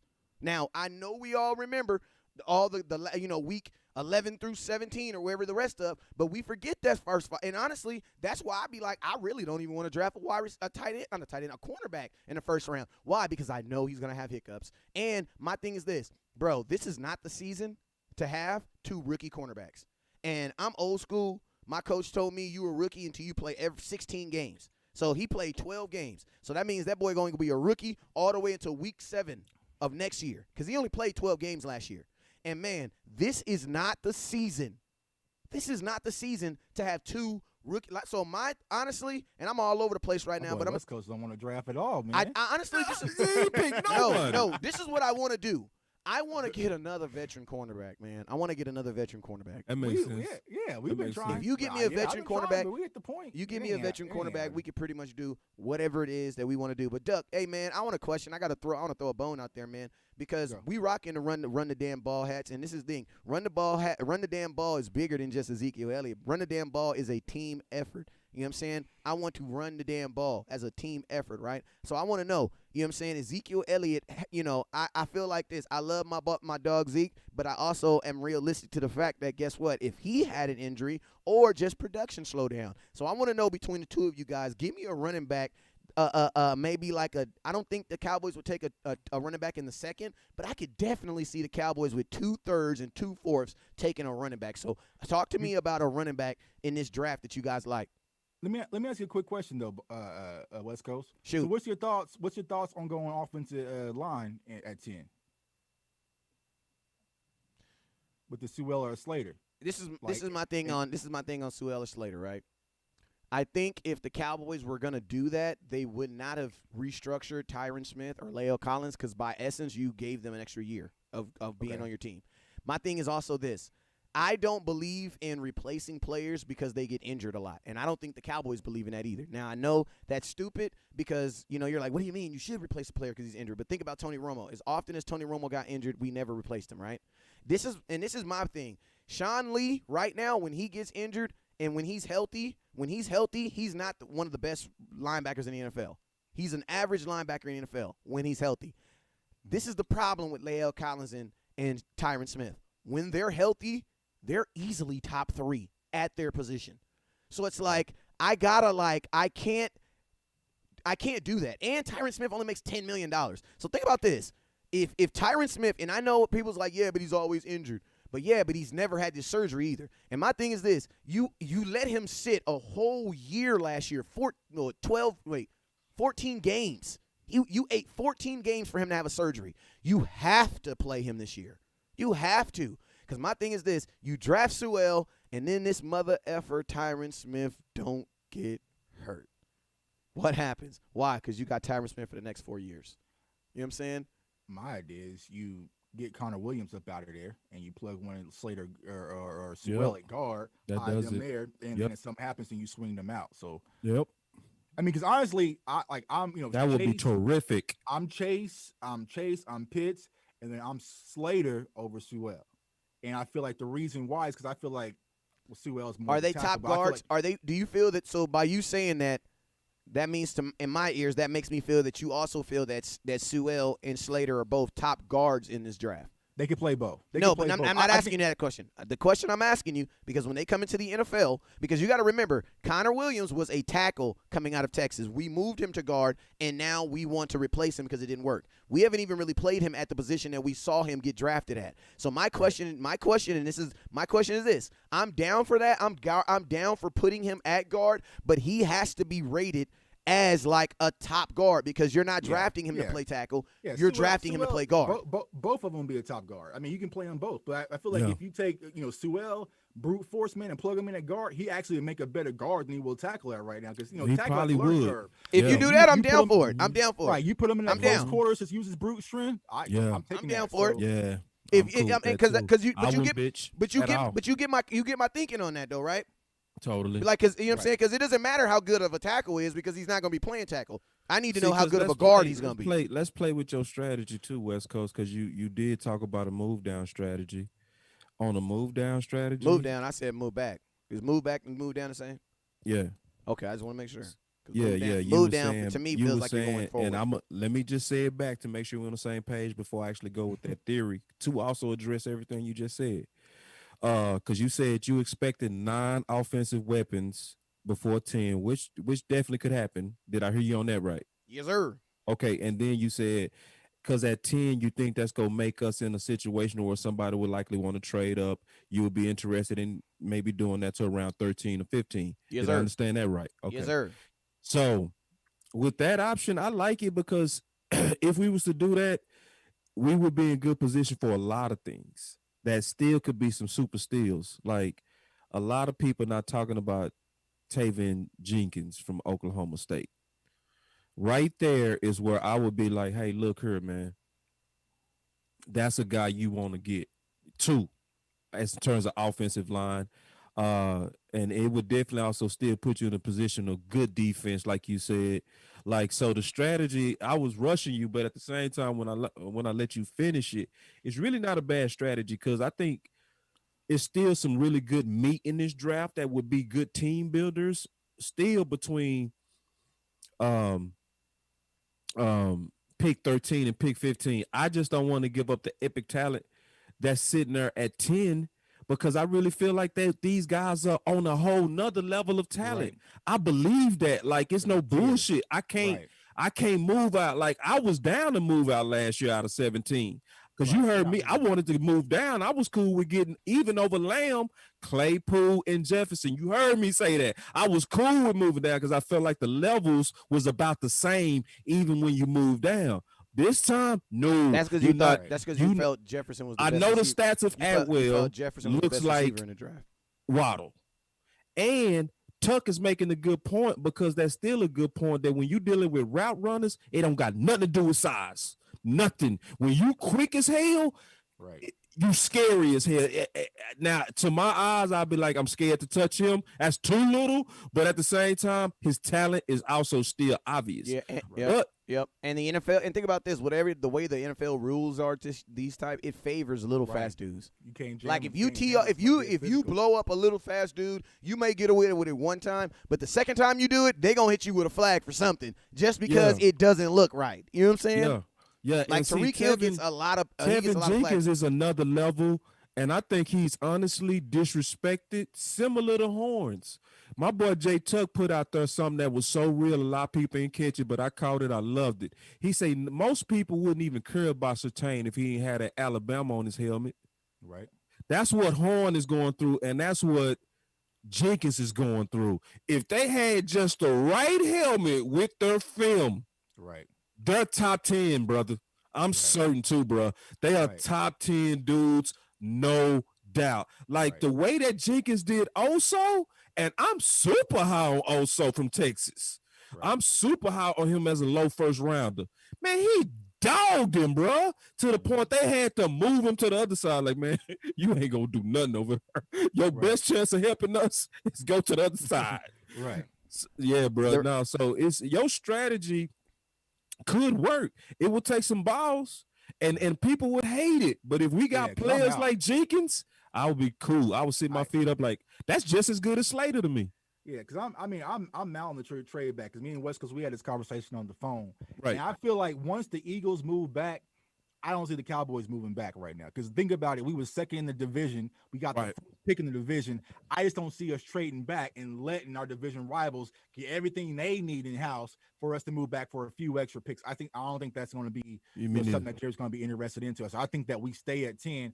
I doubt we move up or move back. If we're going to move, it's going to be one of these quarterbacks slide to us, and somebody's giving us a mega offer, whether it's first rounds for next year or something like that. But for a third or a second round in this year's draft, I think Jerry's going to be like, nah, I'm cool. Because we all know the first round of the draft, that's the red carpet. That's when all the lights come out. Jerry wants to get a player to get fans excited, get people rolling in for next year. So I think they stay put at 10. I don't see them trading back behind division rivals at this point. So I wouldn't trade back at this point. Tuck, one more thing, because I'm still lobbying for this receiver real quick. You brought up Jamarcus Finley in the chat when we was debating BJ the other day. Right. And you basically was saying that he had, 300 yards before he got injured the year they won the Super Bowl. He was like 1,000-yard receiver before. Yeah, he got like 300 yards before he got hurt. Yeah. Yeah, because the year before that, because I'm looking at him, because I really did consider your case, bro. You hear me? Like, I didn't walk out of that debate like I'm right. Don't research what he said, because nobody can deny Jermichael Finley, right? But I'm looking at Jermichael Finley, and I'm trying to actually counter him with Mike McCarthy, right? He had, to me, in my opinion, one just outstanding year, and that was 2009. That was the 676-yard season with 13 games, and that's not even, he basically, his best year was 767. You see what I'm saying? That's what I'm afraid of, bro. You feel me? Right. That's what I'm afraid of with Pitts. But we can say Jermichael Finley made that look good. Right. But when I add it up, it's not to the level of the four wides. Yeah. I mean, if you just think about this, unfortunately, mamas don't let your kids grow up to be tight ends. But if you think about the top 10 positions in football, tight end is not one of those positions that comes up. You know what I'm saying? So it's like, just off of priority, but bro, I'm just saying. Go ahead. The same about running back. Like, you can say, you know what I'm saying? Like, you can't say that about running back. You can't say that about running back. You cannot. Who drafting top 5 picks at running back now? They should. The Dallas Cowboys. Yeah. What are you talking about? Yeah. Look at the running back. Too. Wait. First off, just and because, they both deserve yeah, it. like Taylor, just because these kids get drafted in late rounds, and Taylor should have been. Yeah, don't mean that they shouldn't have been top picks. Like, there's some kids that ended up that's killing Cook should have been a top pick. pick. They're just depreciated right now. Yeah, they depreciated stupidly. Like, actually, what the reputation that running back has. But tight end doesn't do that. Look what Zeke came in his first year, Ricky. You know what I'm saying? You won't get that type of production from any tight end. You just won't. And then my thing about this, if you look at Pitts, his physique, everything about his physique when they tested him said that he was ridiculously faster than average tight ends at the position. But, man, I cannot get over the fact that he was in the negative 6.1 when it comes to average size. And think about this. When you think about tight ends, you don't even there's 32 starting tight ends. I bet you could only think about 5 that are like, if you just come off your top of your head, you can think about 5. So think about this. Even the starting tight ends right now that are in the NFL are average. Yeah. Or average. It's hard. It's 20. I say it like this because they going to take you on with that West Coast. I know what you said about that. It's hard to even find elite tight ends in the NFL. In the NFL it's now. Hard. Yeah, it's Damn, 20. you stop at 3. You don't even talk no more at 3. If we talk about receivers, we going to get up to 20. Exactly. Slow down. You have 3 or 4 on one team. Yeah, Jefferson is one of the best, and he ain't even talked about. Hey, this is what I say about wide receiver, and this is what I'm gonna say about wide receiver. If the Cowboys know that the cap is going up, so even though we saying we can't afford Gallup, the Cowboys know in the back of their head that guess what, the cap is gonna go up next year. Why? Because these TV deals, so we can afford Gallup, right? But my thing is this: if you're okay with re-signing Gallup, you should be okay with drafting a wide receiver. That's all I'm saying.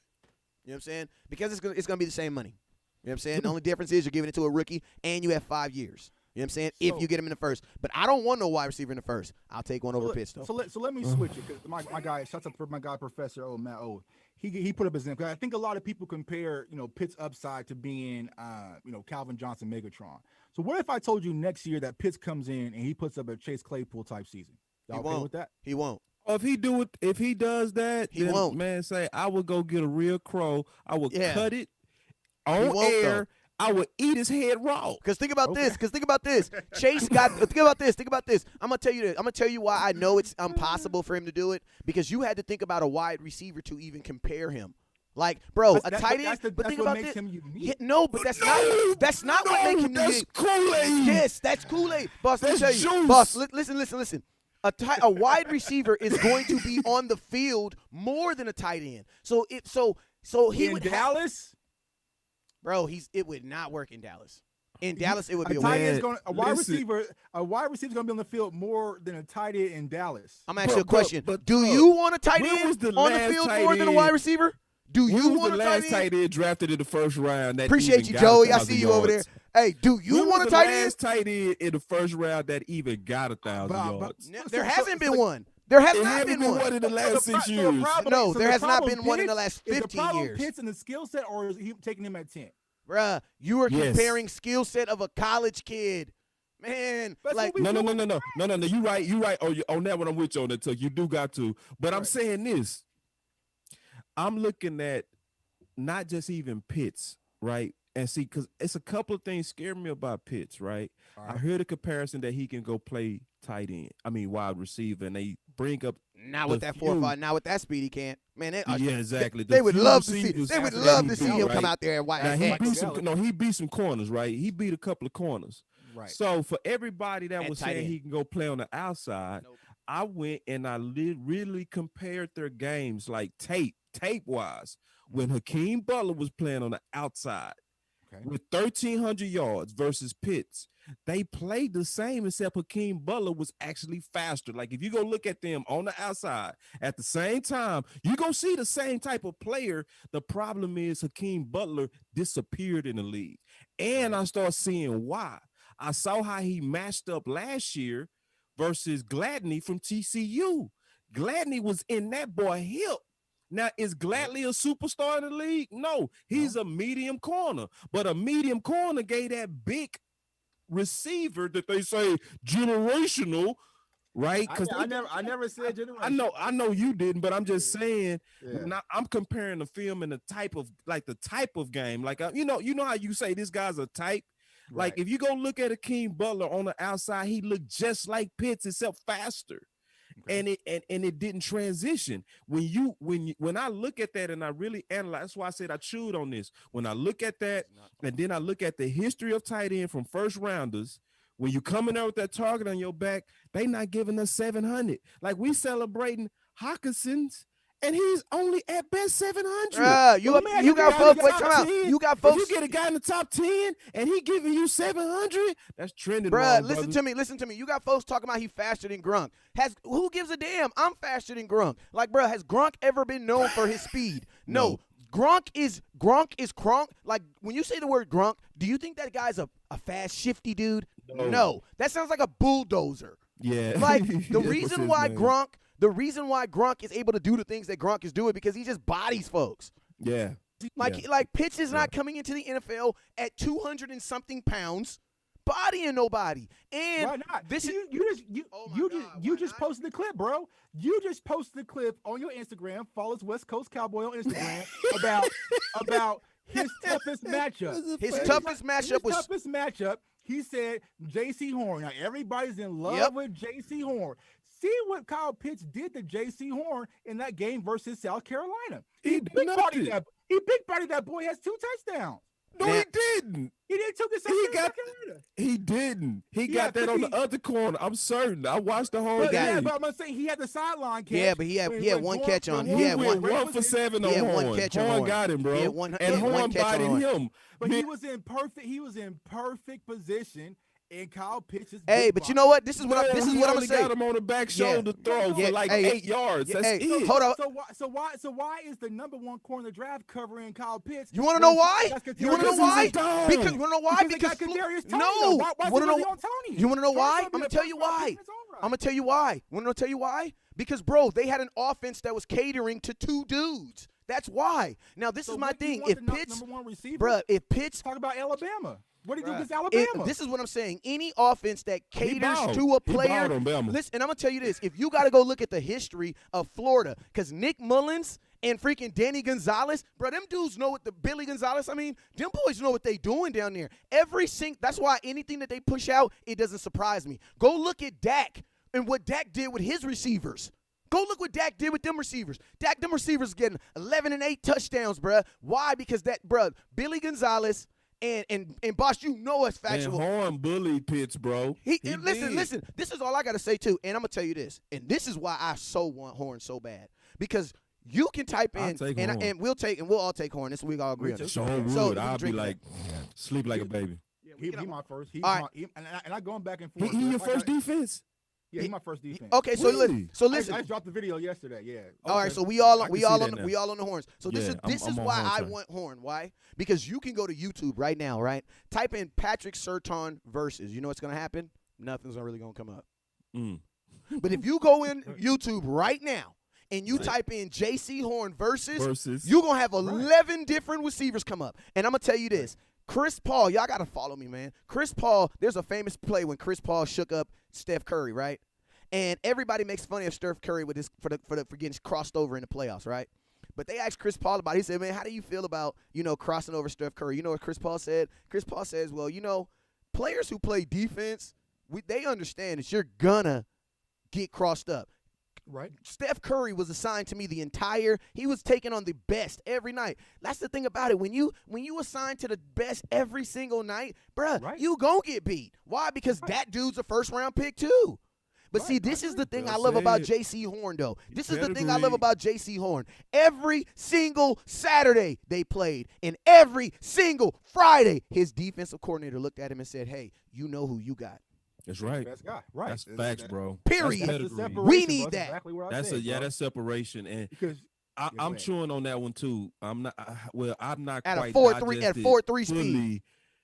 I still got Parsons over Horns, but I might change that too, Tuck. Let me chew on that for a little while. Yeah, I mean, the only reason I'm saying Horn over Parsons, one for the immaturity off the field, and two, where we currently stand right now, we ain't got no outside corners, but the Cowboys have backed us into a corner. Wordplay based on their lack of free agency right now. So we probably that's why I want a free agent corner. That's why I want a free agent corner so that we're not in that corner. This is where I want to push back a little bit on both of y'all. It's also because this draft class is so lean at linebackers why I might still give Parsons the edge. Because you know me, man, I went out there, I put my whole ball on the chopping block, and I said it, man, Keith Taylor is my number one corner. Right, I think he fit Dallas the best. Like a lot of people got 3rd, 4th round grade on him. Right, go put on the tape and tell me why. Most people can't. You can. There's nothing on tape. You go say it's the logo on the helmet. It's the logo. Yeah, I agree with you. It's the logo on the helmet. There's nothing on tape. It's nothing Name from me the an Senior Alabama Bowl. corner outside of Trevon Diggs in the last 7 years that is in the NFL right now playing good. Name outside of Trevon Diggs. Name one. Alabama corners do not do good in the NFL. I'm telling you why. I'm going to tell you why. Because of success. When you're at Alabama, bruh, when you have defensive linemen, when you have 2 and 3 dudes going in the first round, linebackers going in the first round, edge going in the third, bruh, you like real talk, how often do you really think Patrick Surtain really had to cover? Like, that's why I say, like, at Alabama, a lot of times their success is because the corners, bro, you ain't got to do much. Go back and watch last year, 2019, when they played LSU versus that boy Jamar Chase, and it looks real. You know what I'm saying? Like, but that shows when you have that type of pedigree player. But they really didn't face that this year. To be honest with you, in Alabama, like they really. My boy said Humphreys. Okay, that's one, Matt. And then they said Lattimore. Lattimore. It's one that's old. What's my boy that played with the Bengals? That went to Arizona, the corner. Kirkpatrick. I like him to this day.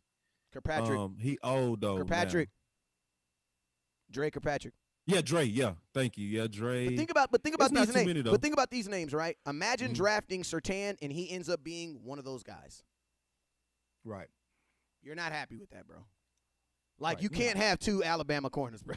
Like, you can't have. Let's just be real. I'm a corner. I'll be honest and say Boss like corner. this. Nobody can literally watch those guys play in 2019 side by side and then say that there's a round of difference between them. Right. You can't do that. Like, it's no way you watch. You go actually say, and you should say Diggs played better. Right. So that should tell you that we will be reaching. Right. And I'm gonna tell you that. And I'm gonna tell you that. You two are the guys I lean to for the corner because y'all play corner. You know what I'm saying? But when I watch it, it's the same thing as Boss just mentioned, bro. Like when I watch when 2019. It was Diggs taking on the bullets, man. Yeah, he was the one guarding Chase. Wide side. Exactly. Right. You know what I'm saying? So you look, Surtain play on the right side, but you see, Diggs out there taking bullets. Like I said, if you was to really compare them, it's a thin line. You know what I'm saying? Yeah, it's a thin. So you pretty much a mirror match, bringing the same corner. Right. I need something that's going to contrast. You got a second round bottom first corner that you call in top 10. Don't do it. Hey, boss, and I'm gonna tell you something else. I'm gonna tell you something else too. That, and I'm not trying to crap on Diggs. I'm just telling you what I see as a corner looking at his film. Diggs is at his best when the ball is in the air. Yeah. I'm going to be honest with you. You can't have 2 corners that do that. Why? Because you have NFL quarterbacks like Patrick Mahomes and guys who are professionally paid to throw the ball very accurately. You cannot be best. We need a cornerback who can stop you at the line. Right. That's what J.C. Horn is. Like, he's a guy that's going to stop you at the line. try to get that guy to look the other way. I don't need a guy that's like, oh, like even think about this, even Diggs' interceptions right now that he had, those were all him playing the football, not the receiver. Right. And some of the balls were just flat out overthrown. 2 of the interceptions were just flat out overthrown balls. Let me ask y'all this, though. Does Surtain get more attractive if you think about him as the possibility to move to free safety? No, because I'm not drafting a free safety that high. Yeah, because, see, and I know he moved around at Alabama, but, like, if at 10 – I really that tells me I shouldn't even draft him in the first round. If you're talking about moving a corner to safety, no, that means he shouldn't. No, that's a demotion. The only person that I would have felt comfortable doing that with would have been Minka. That would have been the only. That's what I was kind of thinking of. Yeah, but Minka. Shout out Joey. He fit that hybrid. Like he the only. It's not that many that you can really sit in safety or sit at nickel or sit at corner. Them Charles Woodson types. Right. That's actually truly generational. Like, you know what I mean? And that's. I think I played corner. I'm the Surtain type. I'll put it like that. Don't put me at safety, but I'll be a damn good corner. You feel me? Right. So, and I kind of sense that it's Surtain. Honestly, I'm gonna just say it like this: I sense softness in Surtain. So I wouldn't want no soft balls back there. It'd be like Jerry Jones. Yeah. I mean, not Jerry Jones. Jones. Yeah. Hey, boss, I'm gonna tell you who what. Was a tackler. Byron Jones, a tackler versus and we need somebody that's. I see his ceiling as being Byron Jones. Yeah, if I look I can see him being a Byron. You get the possibility of getting maybe, you might get Jalen Ramsey's a high point, but you might get a Marcus Peters out of Horn. You might get and listen to what we said though. If you get a Byron Jones, you happy as hell. Right. Yeah, that's what I'm cool. Like, and see, that's what. And see, I don't want people to misunderstand. Now, I'm cool, bro. Like I'm cool, like to where you got a solid corner. Like we would have a solid corner for 4 to 5 years. And when you get somebody that's like a 6'2", 210, 4.5 speed, played in them big games, I wouldn't just piss on. I wouldn't be just super happy, but at the same time, I would be like I wouldn't have the lack of sleep that I have with Tristan Hill. Put it like that. When we passed on DK Metcalf, that hurt my heart. When we passed on Thornhill, I did not sleep. I stayed up the whole night. Right. If we got Surtain, I'd be like, I'm cool. Yeah. Like we obviously could have did better, but I'm cool with that. I'm gonna tell you this right now. If we get Patrick Surtain, I'm gonna be pissed off. Yeah. But then I'm gonna be pissed off. And this is the reason why I'm gonna be pissed. This is my thing, right? If we give Patrick Surtain the 10th overall pick, that means you looked at him and said that he is the 10th overall best player in this draft, which he is not. No. Okay, first guy. Then I ask you this question. Dallas Cowboys, how can you watch Trevon Diggs game film on this TV and be like, you know what? We're not going to draft him at 17. We're going to see if we can get him in the second round. He's good, but we're going to draft and see if we can get him in the second round, right? And then you look at Patrick Surtain's tape on the same film, and you say, we're going to give him a 10th overall pick. Bro, there is no way. The only way you take Patrick Surtain, and I'm going to be honest with you, if we wouldn't have drafted Trevon Diggs, maybe that probably would have worked.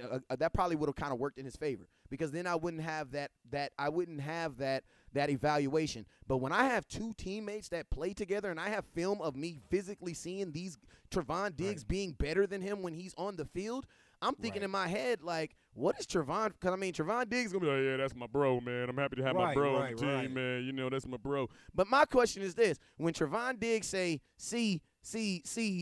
Patrick Surtain's paycheck and he see his paycheck and he's going to know that. And think about this. Bro, we going to see Brady twice this year if y'all want to go to the Super Bowl. We're going to see Patrick Mahomes twice this year if y'all want to go to the Super Bowl. You know what I'm saying? Right. Like, this is my thing that I love about J.C. Horn, and I can just go back.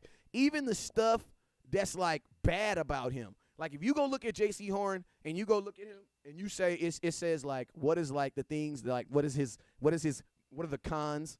You know the first thing he say? He's very handsy. You know what I'm saying? Right. He gets a lot of penalties. Well, I'm going to be honest with you. I'm going to keep it 100 with you. Where I'm from, you know what that means? That means he is a burglar who doesn't understand what a mask is. Like, you know what I'm saying? Right. Like, I'm not going to stop him from being handsy and doing all the crazy stuff with his hands. Why? Because guess what? Wide receivers are going to do some crazy stuff to you, and we're not going to believe that an umpire can see everything. So you know what I'm going to do? I'm going to get him with a guy like Al Harris, who we have on the squad right now, and I'm going to say, okay, this is how you breaking in houses, okay? Okay, this is what we're going to do. Wear a mask. Because if you wear a mask, you won't get caught. You know what I'm saying? Right. I don't want to stop you from getting handsy because guess what? Richard Sherman was a very handsy. In the NFL, that is a good trait. You know what I'm saying? And think about this. Kansas City, that's their motto. Like in the Super Bowl, you kept hearing that over and over and over. Like, you know, Kansas City, they allow their corners to play aggressive. They live with the penalty. And I played on defenses that did that. Like my Coach D, you know what I'm saying? One of the most – I always refer to him when I talk about coaches, and he always believed in aggressive mistakes. Like, bro, if you jump offside, hit the quarterback. You know what I'm saying? Right. He may not get up. You know what I'm saying? Hit the quarterback. You know what I'm saying? I would rather you be aggressive than let separation. Because think about this. If you aggressive, that means that wide receiver ain't getting separation. You know what I'm saying? I can coach that. If you not aggressive, I can't coach you getting closer to a wide receiver. I can't coach that, bro. At that level, Anthony, at that level, you just got to have that, bro. Right. And just like you said, bro, I feel like Horn, if he comes in, he's not coming in to be Diggs' little brother. He's coming in to be the number one corner. Yes. And that's only going to raise the level of competition. And when I and his tape is better. Say that. Yeah, man, he's not coming in to be nobody's little brother, man. I can even sit back and watch this dude on social media. Like, he'll sit back, and granted, it's a little bit too much sometimes when you're getting closer to the draft. Sometimes you might want to chill out a little bit. Yeah. But every time he's kind of skipped from the conversation, he got something to say. And what I feel like J.C. Horn is going to bring, he's going to bring that Dez type attitude to the defense. To the defense finally. And sometimes the defense feeds off of that, bro. If you got your corner out there and he out there locking down, talking, you ain't got no choice. That's that outside linebacker talking. I have a witness here. My roommate, when I played college at Emporia State, he was a corner. He was out there chirping, locking stuff down. All they clap. All right, well, let's go then. Let's go, bro. It is what it is. But that's what you need. And I feel like that's what this defense needs. Because as far as our defense is concerned, we ain't got a lot of vocal leaders. Like DeMarcus Lawrence, he's not a vocal guy. He don't come out and do his job, do what he got to do, but he's not vocal. We need that guy to really set that tone. I always go back to Jalen Ramsey. Think about when he's in Jacksonville. That one video that everyone posted him crying. He was saying, I'm tired of losing. Like, this is trash, y'all. And eventually, things started to go to that locker room where they got together and went to an AFC championship game. And I feel like Horn will give us that. No knock to that kid. Yeah, and think about this, Tuck. Man, you made a phenomenal point because guess what? We got to think about this. In 2021, are we really trying to be an all-in team? If we're trying to be an all-in team, then we need to have corners who can understand, oh, my God, I just get beat. Right. Oh, my God, there's still 3 more corners in this game, though. This is my problem with Patrick Surtain. I feel like Patrick Surtain and a lot of them Alabama boys, man, when they get beat, bro, they can't bounce back. That's what made Diggs different from all the other Alabama corners because he actually bounced back. Right. And I think the only reason why he did, Stephon Diggs. You know what I'm saying? I think, I mean, it's got a brother, I mean, bro, when your brother's whipping you every day, you realize that, man, I may not get you today. I may not get you right now, but I'm going to try to get you as many times as, you know what I mean? Right. I think that helped him a lot. You know what I'm saying? Right. But Surtain, bro, you're absolutely right. If you bring a Surtain in here, Diggs is going to be the big brother. If you bring a Horn in here, Horn is looking at Diggs like, bro, I'm the dude that's getting paid to be on the number 1. You know what I'm saying? You a second round. You a second round pick. hey, listen, there's a pitch trade and there's a Horn trade. All right. Hey, both. And somebody said something yesterday on my boy Geach. They called him horny for Horn. but listen, I gotta say this though, and from going back and forth with my boy Geach. That's super important since we're talking about Horn and defense at 10. This is why I think I might put him over Parsons too, but I might not because of linebacker need. But the endorsement list on Horn is Sherman. He working out with Ramsey, who also endorsed him, and Dion. And he already put on the Cowboys hat in the photo. You can't get no better endorsements than those 3. Right. And let's say it like this. Like, you know how they say game recognize game? Dogs do recognize dogs. Yeah, they do. Like you don't see brand. Sherman go endorsing because that's their brand. That's their brand. That's their brand. Go back to Dez's tweets in 2016. That's their brand. Draft. You know what I'm saying? Like he said Ramsey. You know what I'm saying? Like because we recognize it. We played and the game. We played the game. And see, Dion endorsed Ramsey. He hasn't endorsed no corner since. Mm-hmm. That's like say, man, Horn is the one that even though I got him between 10 and 15, he might be like, boss, you was wrong. Like you should have had me top 5. He could end up being that good, or he could end up being right where I said he might be. He might end up being. He has the biggest variable, boom or bust. Yes, you know he got a variable. But, you got because if we being honest, he does. Hey, like he not. And think about this, boss. J.C. Horn has also played a lot of these young wide receivers that are coming in the NFL. He's already played them. You know what I'm saying? And he's had those one-on-one matchups. The one thing I love about J.C. Horn is this, man, is like he's already used to that environment. So I'm not trying with Surtain. I'm gonna have to. And man, my thing is this, bro. A 4.5 inch ends up being like a 4.6, 4. I mean, yeah, they may play at a 4.4, but over time you're gonna get. You know what I'm saying? A 4.3 is gonna play a little bit faster than that. Right. You know what I'm saying? So and somebody go run by Surtain. Let's be honest. Yeah, that's what I'm saying. And that's the thing. If you watch tape on Surtain, I said this yesterday. He gets beat, but what saves him a lot is the quarterbacks from the opposing team. They just don't dot it right. But if you give someone or they getting killed, bro, or they're getting killed. Mahomes that few steps, he gonna dot you up, bro. So like he's able to make up for it with his athleticism because it's underthrown. You know what I'm saying? It wasn't right. You know what I'm saying? They didn't lead him properly. But it's like with J.C. Horn, he gets his head around, bro. Like he gets his head around, and even though he's physical, sometimes Surtain's physical as well. He's grabby as well. But if he doesn't grab you, it's barbecue chicken, man. So I've been Horn, like even back when Farley was kind of in the picture in the conversation, I said Horn at 10. Everyone called me crazy because it wasn't until the back surgery. Now all of a sudden we're starting to see Horn starting to creep up.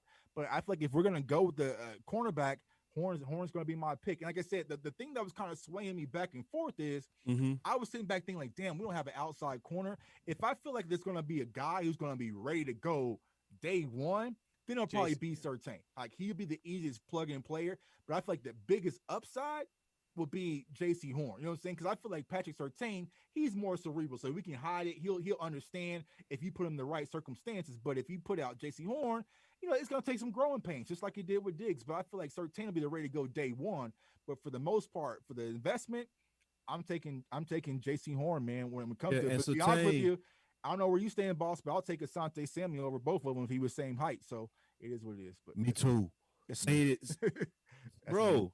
No, that's not just you. Okay. Like the person that's the biggest dog in the draft, the Mighty Mike, out of the corners, Samuel. Right. Second to that is Taylor. I'm telling you, man, that Taylor play hard, bro. Like people like man, please go look at my boy Keith Taylor, man. Please, like. And like, see, I like it when you nasty. I like corners that are getting there on run support. Right. 6'3", and everybody keeps talking about cover 3 corners. Ain't nothing better than that.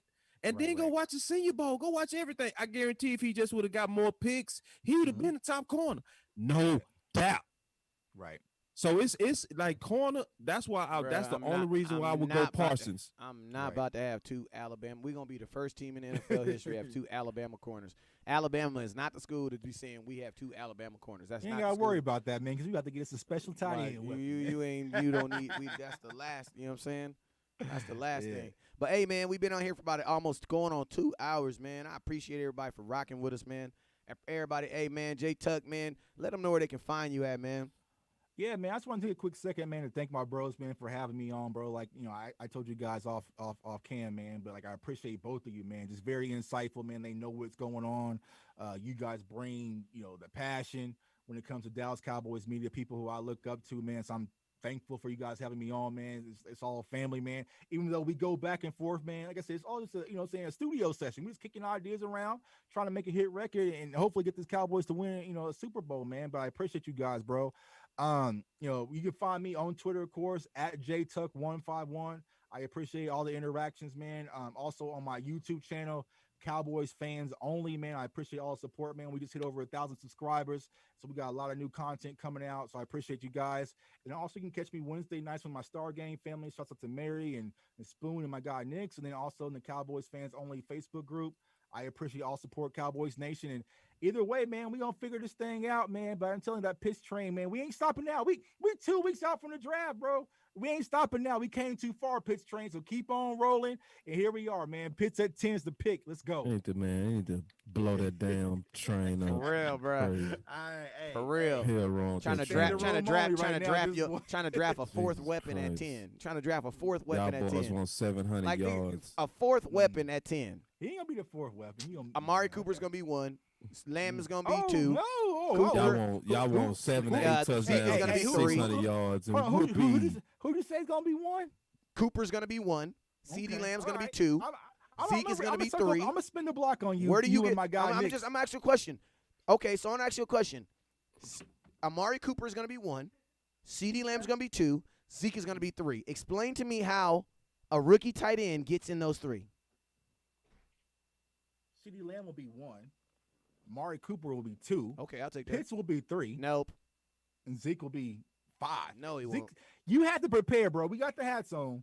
But No, you he really won't. had to prepare for Zeke becoming an afterthought. And then you got to prepare for us losing a lot of games and not going to the playoffs. Congratulations. But why? Because that's what's been happening. The last 2 years, the top 5, actually the top 4 to be exact, the top 4 passing teams in the NFL did not go to the playoffs. Like, let's just be real. So, I mean, we can keep on throwing the ball, and guess what we're going to do? So that's why we wearing these hats, man. No, we're wearing these hats because when we ran the ball in 2016. Do you not understand that 2020 last year was the highest scoring year in NFL history? Yes, and how many games did we win? But I'm saying the game is evolving. Okay. Bro. And guess what does that mean? That doesn't mean evolving. Get out with a win. Man, I don't care. Can we just add a little bit to my head? Evolving. Run the damn ball sometimes. No, I don't care. No, we need to run the damn. And guess what? Y'all can damn ball just a little bit. No, and guess what? You can win games just a little bit because guess what? The year before that, we went 8-8. So guess what? Go look at Zeke's best production years and go look at our. Why was it? It was due to red zone scoring, but don't worry. Want to know why? Because we're throwing the ball. Pitts gonna fix it. Pitts gonna fix that. Pitts is not gonna fix it, bro. Pitts is not gonna fix it. I see you. Pitts is not gonna fix. 7 touchdowns in college is 3 touchdowns in the NFL. That's what you're drafting. Who's the Packers running back? How many yards he put up? Bro, he just got paid. What are you talking about? They got 2 running backs over there. What are you talking about? They got Mr. 915. You can't have 2 running backs. You got to have 1 in order to be successful. That's what you said earlier. No, I said that's not what I said. What I said to be a no. I'm on the show, so I can tell you what I said. I told you to be a real run the ball team, you have to be a 1 running back team. Now think about this. Guess who? Seattle's done it. Seattle's been they've been top 3 for the last 3 years with a combination of it. You know what I'm saying? But let's just be real. In the NFL, yes, tickets, people do buy tickets to freaking run to see people throw the ball. But if you want to go see what is perpetuating teams through the playoffs and getting teams through the playoffs and controlling the block through the game, and I'm going to tell you this, you guys be talking about throw the damn ball. Guess what? Throw the damn ball. What happens? You burn off a whole 45, a minute, 145 seconds, and your defense is back on the field for 28 and a half minutes. And let's just be real. If my defense was top 3, playing at top 3 level, pass the ball as much as you want to. That's why Washington can go get a Fitzpatrick. Because when you got a defense that damn good, bro, throw the ball 400 times. It don't matter because your defense can get the ball back. Bro, when our defense is what it is, you better run the ball. What you want to do, keep on the field? That makes no sense. But what you have to understand. That makes no damn sense. Understand, bro, when you have a high octane offense. When you have a high-octane offense, Aaron Jones had 1,200 yards. It gets teams out of their comfort zone. No, it don't. Running the ball does. It does. No, when you play Kansas City, you know, bro, I can't go for a field goal right now. I got to go for it because if they get this ball back, they're going to strike back. And you know what Kansas City – and I'm going to tell you something. And guess what Kansas City did after they won the Super Bowl? With the 32nd pick in the NFL draft, they drafted a running back. And you know what they did after that? 4 months after that? They signed Le'Veon Bell. So even the Kansas City Chiefs – we're admitting that, guess what? We're going to have to run the ball. Because passing the ball is not sustainable. Not by drafting, because they kept throwing. They kept throwing. They drafted, but they kept throwing. And what was the outcome? Think about how they beat Tampa Bay the first time when they played. Boy, Tyreek Hill almost had 300 yards. Yes, on and him. then I'm asking you a question. he did. And then how did Patriots, and how did Tom beat them this last year? You know what they did? They ran that ball with Leonard Fournette. Injured. They was injured. The tackles. The Bucks knew, So- okay, Chiefs are injured on the offensive line. Yep. We can only rush 4. We're going to play cover 2. So and Leonard keep Fournette didn't have everybody nothing to do with that? on top. Deep And hands. wide Leonard receivers, Fournette didn't have and none of also- that. Leonard and Fournette- how much did Kelsey have in the Super Bowl, by the way? Wait, time out. But you know what? All that was started by Leonard Fournette rushing the ball 86 yards in what I think it was the first 2 quarters. Yeah, that's what started that. Leonard Fournette and that other boy. I know it was because I had a prop bet on Leonard Fournette to get over 75 yards, and I won my money. So yes, that game, Tampa Bay came out and ran the ball. So you would rather be the Tennessee Titans versus the Kansas City Chiefs? That's what you saying? This is what I would say. If I was the Tennessee Titans, I would beat the Kansas City Chiefs because I'm gonna tell you this. No. This is what I'm saying. I would. Let me. No. My boy asked me a question. Let me answer it. This is what's happening. Kansas City knows how to beat Texas Titans. You want to know how? They shut down the run game. In the last 2 playoff games, they have held Derrick Henry under 90 yards and have beat them both times. And I'm going to tell you this. Tennessee is the reason why they don't beat the Chiefs. You want to know why? Because every time they go to Patrick Mahomes, they try to play the way Patrick Mahomes plays. And they try to wait, time out, let me finish. They try to let Ryan Tannehill throw 40 times. No, if Tennessee goes into Kansas City and they play them the same way they play everybody, they're going to beat them. Give the ball to Derrick Henry 31 times versus Kansas City defense, boy. They've tried No, they've never tried that. They've never tried that. No, that's fact. They've never tried that. They've never tried that. All right. So let me say this. It's part of me that really want to endorse run the ball all the way. Like, want to put it all the way on the Rocket. Bro, Dak was an MVP when we ran the ball. Dak was an MVP 2016. Can I finish, West Coast, please? Because I'm finna help your point, damn it. All right, check this out. So like in 2016, like it was boring, but it kept that bad defense off the field, right? And I've always said, like, we was better, like we're a better team as a game managing team, even with the ability to go vertical, right? But it's hard for me to just fully run the ball all the way, even though it showed that it helped and it's a good formula. Dak was the MVP in 2016, BJ. I read your comment, BJ. Yeah, and the thing is, Dak was the MVP this in 2016. is where I want to talk kind of more details on this, because I felt like just we was better going vertical. I want us to score, and I have Tuck's mentality as a defensive player, like. Offense, go do your job. We go do ours. But when you're scoring, you're not taking time off the clock. If you score in the minute you did your job, it's not up to you to help rest me. Right. Yes, but guess what, boss? The only problem with this is in college. In college, you could do that because you can have 113 people on the sidelines. In the NFL, you can only have 100. You gotta pay 53 dudes under 180 million. So you have to make those decisions, bro. Our offense takes up 71% of our cap. So you cannot have your defense on the field. If you're a defensive player and your team comes out with a quick strike and that don't charge you up, you don't need to be in the NFL. Hey, but you know what? But guess what? But is our team? But see, this is the problem, though. This is the problem. That's fine, but we don't. It's not even about the mark, bro. What are you talking about? You have 2 players on your defense right now. 2 players that are on extension contracts, bruh. Like, what do you guys expect to get from a defense that you're not paying? Even right now, we're talking discussions of not fixing our defense after we were ranked 32nd. And we have people that want to draft a tight end. The same core is here. So, like, if we come out in the first drive and literally throw 3 balls and score, anybody mad? Because see. This is where I am. Want to know why? Because I don't have a defense. I don't have a defense that I can guarantee. Jerry has not given me a defense that can guarantee that after you score, that they're going to give up a score. Coming out fresh. Right. Yes, but I don't care about fresh, bro. Fresh, they'll get freshly scored on. Deshaun Jackson went 65 yards on the first play. What's the whole point of scoring slow if you don't care? Because you want to be slow boss, so they can be fresh, right? Because my offense, my defense is. Want to know why? You know what? I'm going to admit it. My defense is not nearly as good as my offense. So this is what needs to happen. This is the problem that happens in Dallas. Offensive coordinator and defensive coordinator. When I was in college, they had meetings. And you know what those meetings would sound like? A defensive coordinator say, hey, my linebacker out this week. Hey, man, I'm going to keep it real, man. We can't be on the field no 27, 28 minutes. NFL, we bro. need – yes, exactly. You're paying people – exactly. You cannot – time out. J-Tuck, it is ridiculous to think that you can pay somebody X amount of money and expect X amount of production and then pay someone X amount of money and expect the same production. You don't pay the offense exactly, but you don't pay the defense the same way that you're paying the offense. And Jerry Jones even said it when he drafted Zeke. He said they asked him, why you didn't draft defense at 4? He said, because in Dallas, I'm gonna tell you this: the best defense is a great offense. And I'm gonna tell you what we did in 2016, bruh. The defense was only on the field 18 minutes.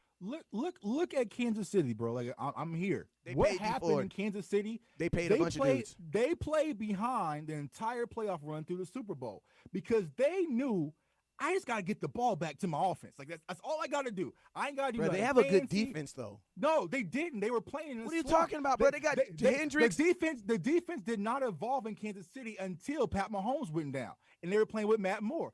Then they started to come around, but they knew all we had to do is just get my offense back on the field. Right? That's all they had to do. So you don't. But this is the thing: you get them back on the field. But Tuck, how do you keep them on the field? You keep them on the field by running the ball. We don't have a deep. Listen to me. This is what I'm begging. At least not today. I'm begging you guys. I am begging you guys. I'm telling you guys, this is the realest thing you'll ever hear and come out of West Coast mouth. We do not have a defense. My hot boys, we cannot defend for 28 minutes. We can't do it. So I'm saying this. Get me to about 20 minutes. 22. Because if you're at 22 minutes, if we're only on the field for 22 minutes, you know what that is? That's 2016. You want to know why? Because we were slowly going down the ball methodically. Think about 2016 worked great, bro, until we ran to Aaron Rodgers. You want to know why? No. You know what we ran into? No. What we ran into is a head coach who made a fatal mistake and did not play anybody week 17. That's what happened. We were tired. Like, this is the thing, Brett, not tired. You do not bench rookies. You bench veterans. Like Jason Garrett, whoever made that decision, that was the fatal flaw for 2016. Because Aaron Rodgers, they played that week 17. And so Aaron Rodgers is playing hurt through the playoffs. Yeah, but I'm just saying. But think about this. On one leg. Man, we should have played that Philly game. That last game in Philadelphia where Romo threw that pass to Terrence Williams, bro. That should have been Dak, Zeke. That should have been our starting offense. We should have went into the playoffs, and we should have handled our business. Man, it took us all the way to the third quarter before our offense even started getting clicking.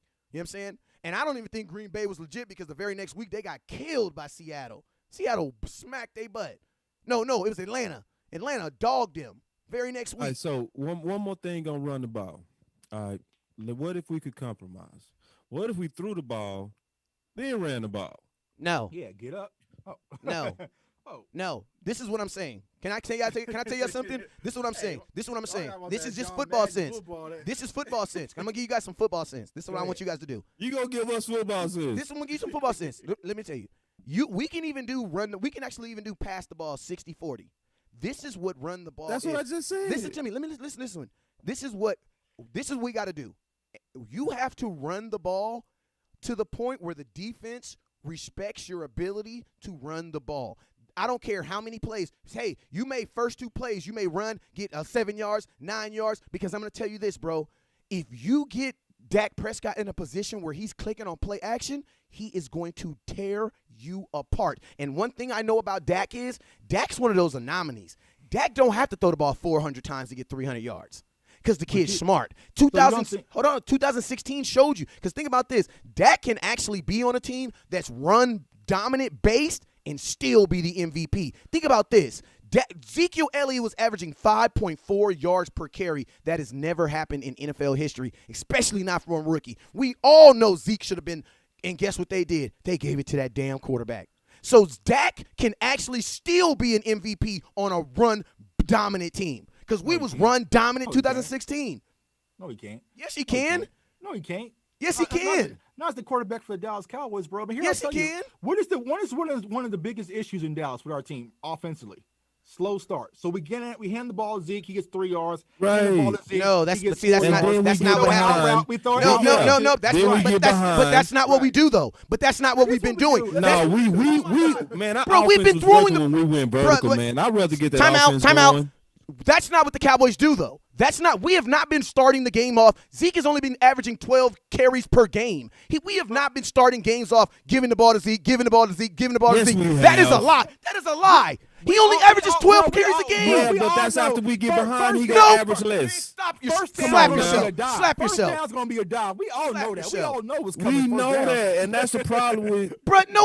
Zeke only gets 12 carries a game. How can you get 12 carries a game and you're telling me that we're running the ball with Zeke getting behind? We're keeping time out. Listen to me, bro. If you're running the ball, there's no way a team has enough time on the clock to score 36 points. Yes, they do. If they no, they don't. And then on top of go that, look at. Go look at what people. Okay, are you saying run the? Okay, did you want us to run the ball behind the line from last year?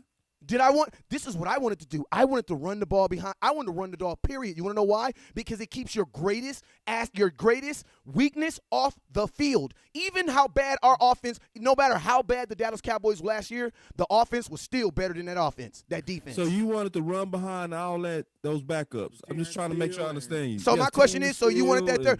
My question is this, because guess what? Sometimes you got to understand, you want to get shot or you want to get stabbed. I don't want neither, but you got to get one. So hey, it's a bad situation. But my question is this: do I want my offense on the field mainly, or do I want my defense on the field mainly? Because guess what? One of them is going to happen. And I'm looking at my offense, and I'm saying, even with Andy Dalton, even with all this crap, y'all are still better than that offense, that defense. Because guess what? The offense was never ranked 32nd. Because I think it's situational football when 80% of your line is injured. Bro, we still got listen to me. Zeke averaged 4.5 yards per carry. No, because you're about I was on the first part of my thought. All right, but don't say that we couldn't rush, because Zeke averages 4.5 yards per carry. That's why you got to let me got finish. 4.4 last year. I was saying something totally different. I was saying when 80% of your line is injured, there are times where teams come out there and they use the pass like the run, meaning they going out there to try to get 5 yards on first down from just little quick outs and stuff like that, and they trying to get the ball out. So it's like, why would you pass? So why would you pass if you have backup? This is like common sense football. No. If you ask an offensive lineman, you cut me off again because it's a whole scheme thing. It's a scheme. Which is easier? So if I got Andy Dalton back there, right, which they had, and I got 80% of my line of backups, I'm not stuffing Zeke into a wall. What I'm gonna do is get Andy Dalton killed. Is I'm going to get the ball out of my quarterback hands because I'm gonna expect pressure, and I'm gonna expect them to struggle. No, I'm not running the ball into 80% backups. No, I'm gonna be creative to try to get the ball in the weapons and the people's hands that can make plays. And guess what? We tried that and it failed.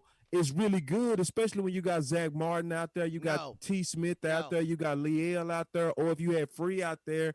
I think run the ball also, just in my opinion, also depends on the personnel. Now, if the personnel walk out there and they're strong, like if we got T. Smith out there, we got Liel, we got Zach Martin. Nope. We got. I'm gonna tell you this. I'm gonna tell you this right now. You can't name. There's a lot of teams right now there's a lot of teams right now that are good, and you can't name any of their offensive line. That is a cop-out. If you ask an offensive lineman, we just talking about factual right now. If you ask an offensive lineman or OC coach, if you have a team that has a bad offensive line, which is easier for you to do, run the ball or pass the ball? Bro, that is just from common sense. It is easier. Hold up, because I let him go for a minute. It is easier for an offensive player. Why you think Steele rated higher? Think about this. Steele and Brandon Knight rated high in run blocking, but they were very low in pass blocking. This is my thing. I don't want the ball in Andy Dalton. If Zeke is healthy, Zeke is a better player than Andy Dalton. I want to put the ball in the hand of the kid who is special. That's what I want to hope. You just put your point, because if Andy Dalton's the quarterback, right, offensive line is hurt, Dak Prescott is out, teams are going to scheme to take away Ezekiel Elliott. They do that already. They do that already. Not when Dak Bro, is Zeke back. runs against an Not when 8-man everything is stack healthy. all the time. It's different with Dak in there. I dare team to scheme for And Zeke. guess now. what? I'm And guess Please do what? that. Stack the Zeke, box. and Go. guess what? It only affected 1 yard. It only affected 1 yard. This is the thing. Everybody likes to say, "Oh, our offensive line was so beat up." Okay, it was so beat up, but Zeke still averaged the exact amount. The exact amount. He averaged 4.5 for his career. He was 4.4 this year. So that offense, you know what that is? This is my thing. When you draft a kid, and this is what I will always say, the Dallas Cowboys mistake that they made last year, they should have at least looked at Zeke to win that season for us. When you draft a kid for they could no. They tried. Bro, he was fumbling all over no. the place. Stop it. I gotta nope. Because he had tried. 5 fumbles. He had 5 fumbles that resulted in 17 points. That's it. 17 points. Bro, That's one got playoffs though. When Zeke was out, when the run game actually evolved. Tony Pollard was playing. No, he didn't. Tony Pollard averaged 1.8 yards per carry. He had one Zeke run. Was out that game. When Zeke was out, Philadelphia. That game, Let's did go. Tony Pollard not have a big game? No, because he did not. Dynamic. He had 68 yards. What are you talking about? He's explosive. No, he didn't. He had 68 yards. He had one play that was 40 yards. Bro, he had 1 yard that was he had one play that was 40 yards. Lining up and diving right, diving left. No, he was not. No. You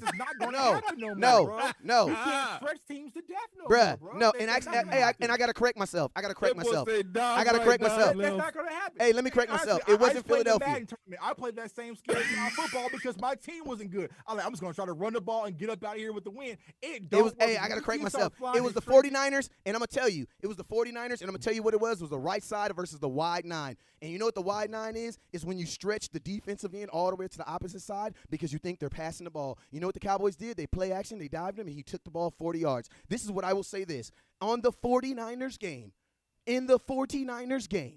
he had 68 total yards, and he got 40 yards on one play. And in that same game, the Dallas Cowboys brought up Suwu. I'm a crip, but it's Suwu from TCU. Came up, and you know what he did? He ran every snap when we were 8-man in the box in that game. You want to know why? Because up to that point, Tony Pollard had 18 yards on like 9 carries. He was averaging 1.8 yards per carry. So, no, he did not have no explosive game. He had 68 yards. Do we run the ball when we behind? Right.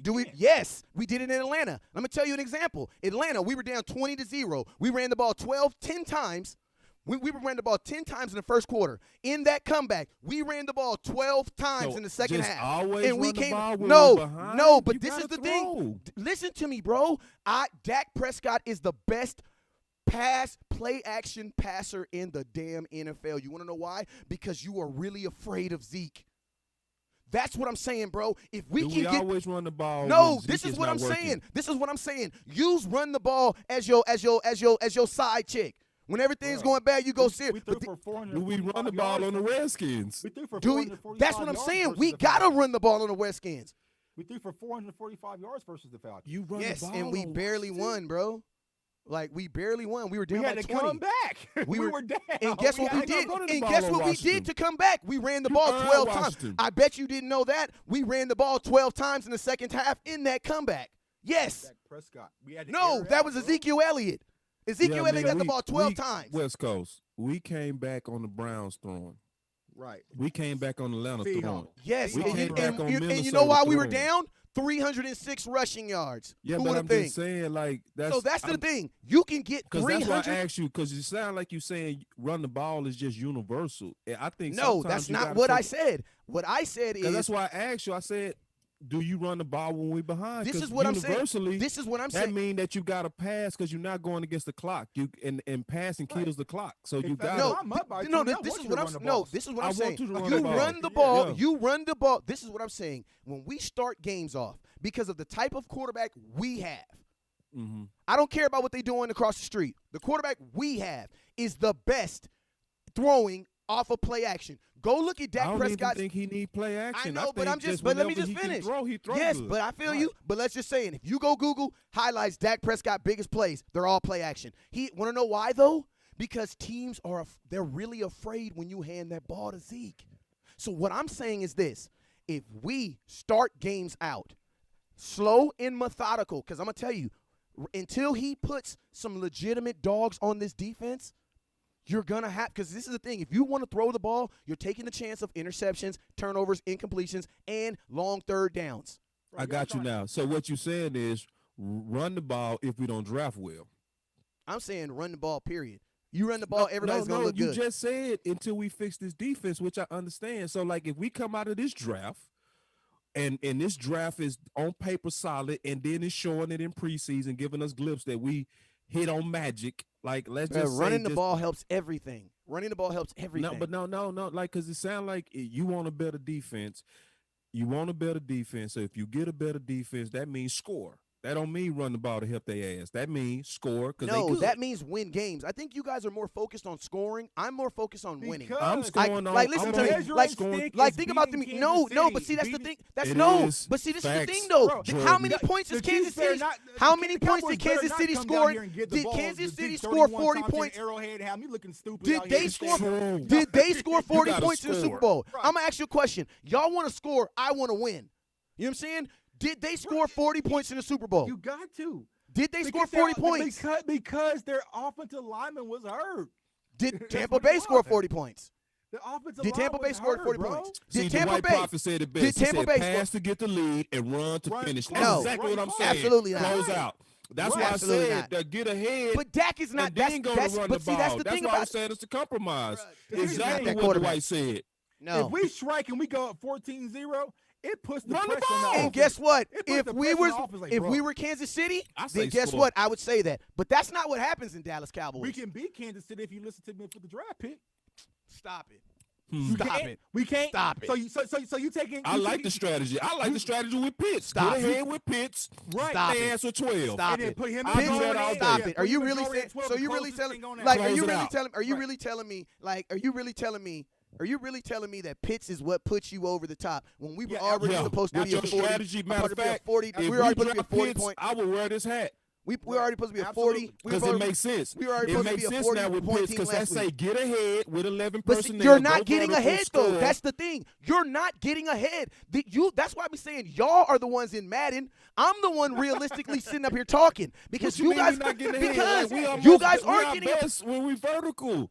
Bro, we are Like, not whenever the best. we was scoring- We're we was down. scoring like that. Bro, But we are down when we're vertical. Dak was going for 400 yeah, but yards. Dak had we 220 yards versus Atlanta in the second half, and we were down by See, 20. Wes, so We this were the down deal, by bro. 20. We down, but what does that tell the defense? That says also we need to stop the pass because they got to pass. But guess what? We- Jerry we was Jones passing. No, Everyone peel their ears back. yeah. We go pay. Bruh, we do not have a when defense. you ahead. Bruh, we And the do fact not that have we a was able to defense to do score, that. we ahead. We do not have a Me- defense to do that. We don't even know who our starting left corner is. We don't know who our starting safety is. I We're think still the right had we're the still, perfect formula. like, we We don't even run the like ball, what? so we can still rock the hats. We just saying, let's just mix it. Let's just. And I we said can I'm run down the with, ball. and I said I'm down wear the for it. hat. And I'm saying I'm just down saying, for it. Run the ball after we get No, ahead. you're not going to get ahead with the pass. That's what I'm saying. Occasionally, You're not going to get ahead with the pass. Yeah, Because how we when not, have we? bro? Okay, all right, this is what I'm going to say. The laughers, I'm going to just say this. I want facts. When have we gotten ahead with the pass? I'll wait here. Oh, bro. While I drink my water. Put it in the comment. When have we gotten ahead with the pass? I mean, Philly. Philly We got what? ahead- Like Which Philly Philly game? Which Philly I'm- game? I'm telling you, calm down, bro. You all right? Hell nah. Which Philly game? I want to know. I want to know which Philly game. I just told you Philly 2 last year, man. Remember we was going at that old weak corner? We was throwing. Right. Hitting his arm. Hitting his Had to pull him out the ass. game. Had to pull him out the game. Yeah, we had to pull him out the game. Man, they took Can I ask you turns guys like what? a Can I ask porno you? on Can that I ask you boy. guys what the score? Throwing. Can I ask you guys what the score That was a at train. halftime That was? was Pornhub. Can I ask you guys what We the score? did. Can I ask you guys what the Throwing. score was at that Bro, game? I think because I'm here's looking what at you it gotta right now. understand, West I'm Coast. gonna give you guys an It's out. 20 Y'all want to look at what the score was on that game before y'all say that? Before you double down on that one? It's 2021, bro. Yes. The And game is evolving. And It's guess what? evolving, An bro. old school And you grandpa still wearing it out. No, Hell no, you but mean? But if you think about it, right? You want to compare us to Kansas City. Our wide receiver core, I'll take us over them currently as current things currently stand. I'll take our offensive line if healthy over Kansas City. They got the quarterback. That's the X Bro, they factor, have a right? Boom. ridiculously We got the better defense. running back. They got the tight end. If we get Kyle Pitts, Oh my we God. close that gap because the same way that teams fear playing Kansas City, they will fear us, bro. So nobody fears D Ford. Nobody fears that defense that's been ranked top 12 in the last 3 years. Nobody fears them. Nobody fears them. Nobody fears them. Are you kidding me? We are years away from building that type of defense. And guess what? Then you're years away from trying to go out there and throw the ball 40 times. We might be a draft away. You 40 years away from trying to throw the ball 40 times. We actually 2 weeks away from if you give us Kyle Pitts, we will be as powerful. No, as he won't. Offense. No, he won't. Think about it, if he comes in, he's in the best. If he's the best tight end to ever come in, with a Waddle or Chase. Bro, you gotta sit back and think from a defensive perspective. Or what's that boy name? Not D4, but the other boy. Y'all know who I am. Y'all know what I'm talking about. Hey, you know what? When you in the comments, you don't got to have all this information. When you on the show, you got to be responsible for information. But don't trip. I said the wrong name, but you know who I was talking about. That's how you knew I was incorrect. Slap yourself. You feel me? Yeah, you know. Slap yourself. The only reason you knew I was talking about is that's how you was able to correct me. But let's just be real. They have Jones. They went out and got Frank Clark, but we know they went out and got both our linebackers and our corner. They got both our linebackers and our corner. If the Cowboys are going to ever win the Super Bowl, it's going to be by us being so overpowered, teams can't do anything about it. If you think about it, you're going to sit back and watch us build No, it's not, because that didn't happen in New England. That didn't happen in Tampa Bay. Right? Can I ask you a question? Tom Brady, 7-year Super Bowl. How many times has he had the best offense in the NFL? He's Tom Brady, bro. Oh, okay. So what? So you're trying to. So this is the thing. This is the no. Because this is the thing. You're trying to copy something that worked one time. I'm trying to copy something that worked 7 times. No. I heard what Tuck said. Tuck is saying, based on how stingy Steven is, right, your best formula is to load up so damn much. Right, it's just overpowered. We just run. So then the way they are lets you know that they're not going to draft a tight end. Then, so why if you can admit to that, why won't you admit to that then? No, he even. I know, but I'm just saying. Like, I'm just asking. Overrun by any means. I'm just saying. He wasn't even saying Pitts. Right. He was saying the way that our front office does business, we not gonna make the aggressive moves to move us over like Kansas City, like getting the Jones and getting the linebackers and doing the safety they got. We not making those moves. We making those Marshall's department store moves. Right. So if we can make a draft move that can make us basically offensive too powerful. That's not a tight end. That's another wide receiver. No, this is what I would say though, man. And I'm cool with run the ball. I just want to run it adaptably, like to where some teams, if it's like say the Redskins, where we know they back end is weak, but they front is strong. Right. I'm not running Zeke that game. I'm coming out there and letting Dak get to work. Right. With Pitts and those 3 receivers, like let's put 400 on their ass and go home. Right. Now, if I'm going against another team that's weak in their front, we finna pound your ass. It's finna be right back to boring ass Jason Garrett, run on first, run on second, third manageable, and we're gonna do this all the way downfield. You know, but remember this, boss. When you bring up Washington, remember this. We threw on Washington this year, and we saw the success. Now the game. Now you go look at the. I mean. What are you talking about? What did you say again? We tried to go with a game plan for these Washington games that we played in 2020 was to throw. If you go look at the game plans, and we did not win. Now, if you go look at the past years where Dak dominates Washington. Now, Zeke doesn't get over no 100 yards. Hold on. Let me finish. You got to count games that Dak played. I do. I'm counting the Dak. But you said this year Dak didn't play the. I know, but that's why I didn't say Dak. I said we. I said as a team, you know what I'm saying? We didn't have no choice. They threw the ball. You said when Dak played. When I was my second throw. When Dak played, that was my second throw. When Dak played, if you go look at his success when he played, because Dak has a lot of success versus Washington. Now, this is what I will say. In those games, Zeke doesn't get over 100 yards. I think there's only one game where he got over 100 yards, but he's still averaging that 4.7 yards per game. That's what I'm saying, man. Like, the play action is very, very key. Like, bro, if every play that Blake Jarwin has ever caught that's a touchdown is off of a play action. Amari Cooper's, the big play he killed, play action. What I'm saying is, look, fam, establish the run. Once the run established, you can play action and pass all day. I don't give a damn. Huh? What if I don't let you? Then we're gonna lose. And this team we're gonna that lose. did not let us establish This a is run. my thing. This is my thing. Minnesota This is didn't my let thing. us. Then you, The this is my Rams thing. didn't Then you let know what? us. This is what I say then. Right, Then we this is tried what in you the say. playoffs. This is They what you say didn't then. work. This is my Another solution then. game last year was Minnesota. Like, Yeah, Minnesota. I said that twice. You know what you do then? Minnesota both times. You know what you do then? Both times. See, this is what you do then, though. This is the thing, though. This is the thing, bruh. You got to walk down that black alley. It's a dude down there with a bear. Guess what? That don't stop the fact that you still got to walk down that alley. Sometimes we got to start doing. This is what we need to do on But April. they did Let it. me finish. That was Tuck Point. Yes, on They April did it. It didn't 11th. work. So you know what we need to be doing, Tuck? Do you know what we need to be doing? It wasn't working. Because that fourth down play in 2019, we should let Dak handle that. We gave it to Zeke. On what? And he got stopped in 2019 versus the So Vikings. did. Right. So did. The game was on the line. Instead of giving Dak the press, because Dak was starting to straight up and carve the Vikings, we turned around and gave it right And back guess to what? them. And guess what? That's why I said. That's why I said that run we the put damn it back ball. in Zeke hand But and that's why lost. I said that run the damn ball is not about just one person. It's a mentality. Zeke, Dak got 15 rushing touchdowns. People always try to downplay Dak with his da-da-da-da-da. But they're like, bro, tell me a quarterback that got 15 rushing touchdowns. That is a weapon.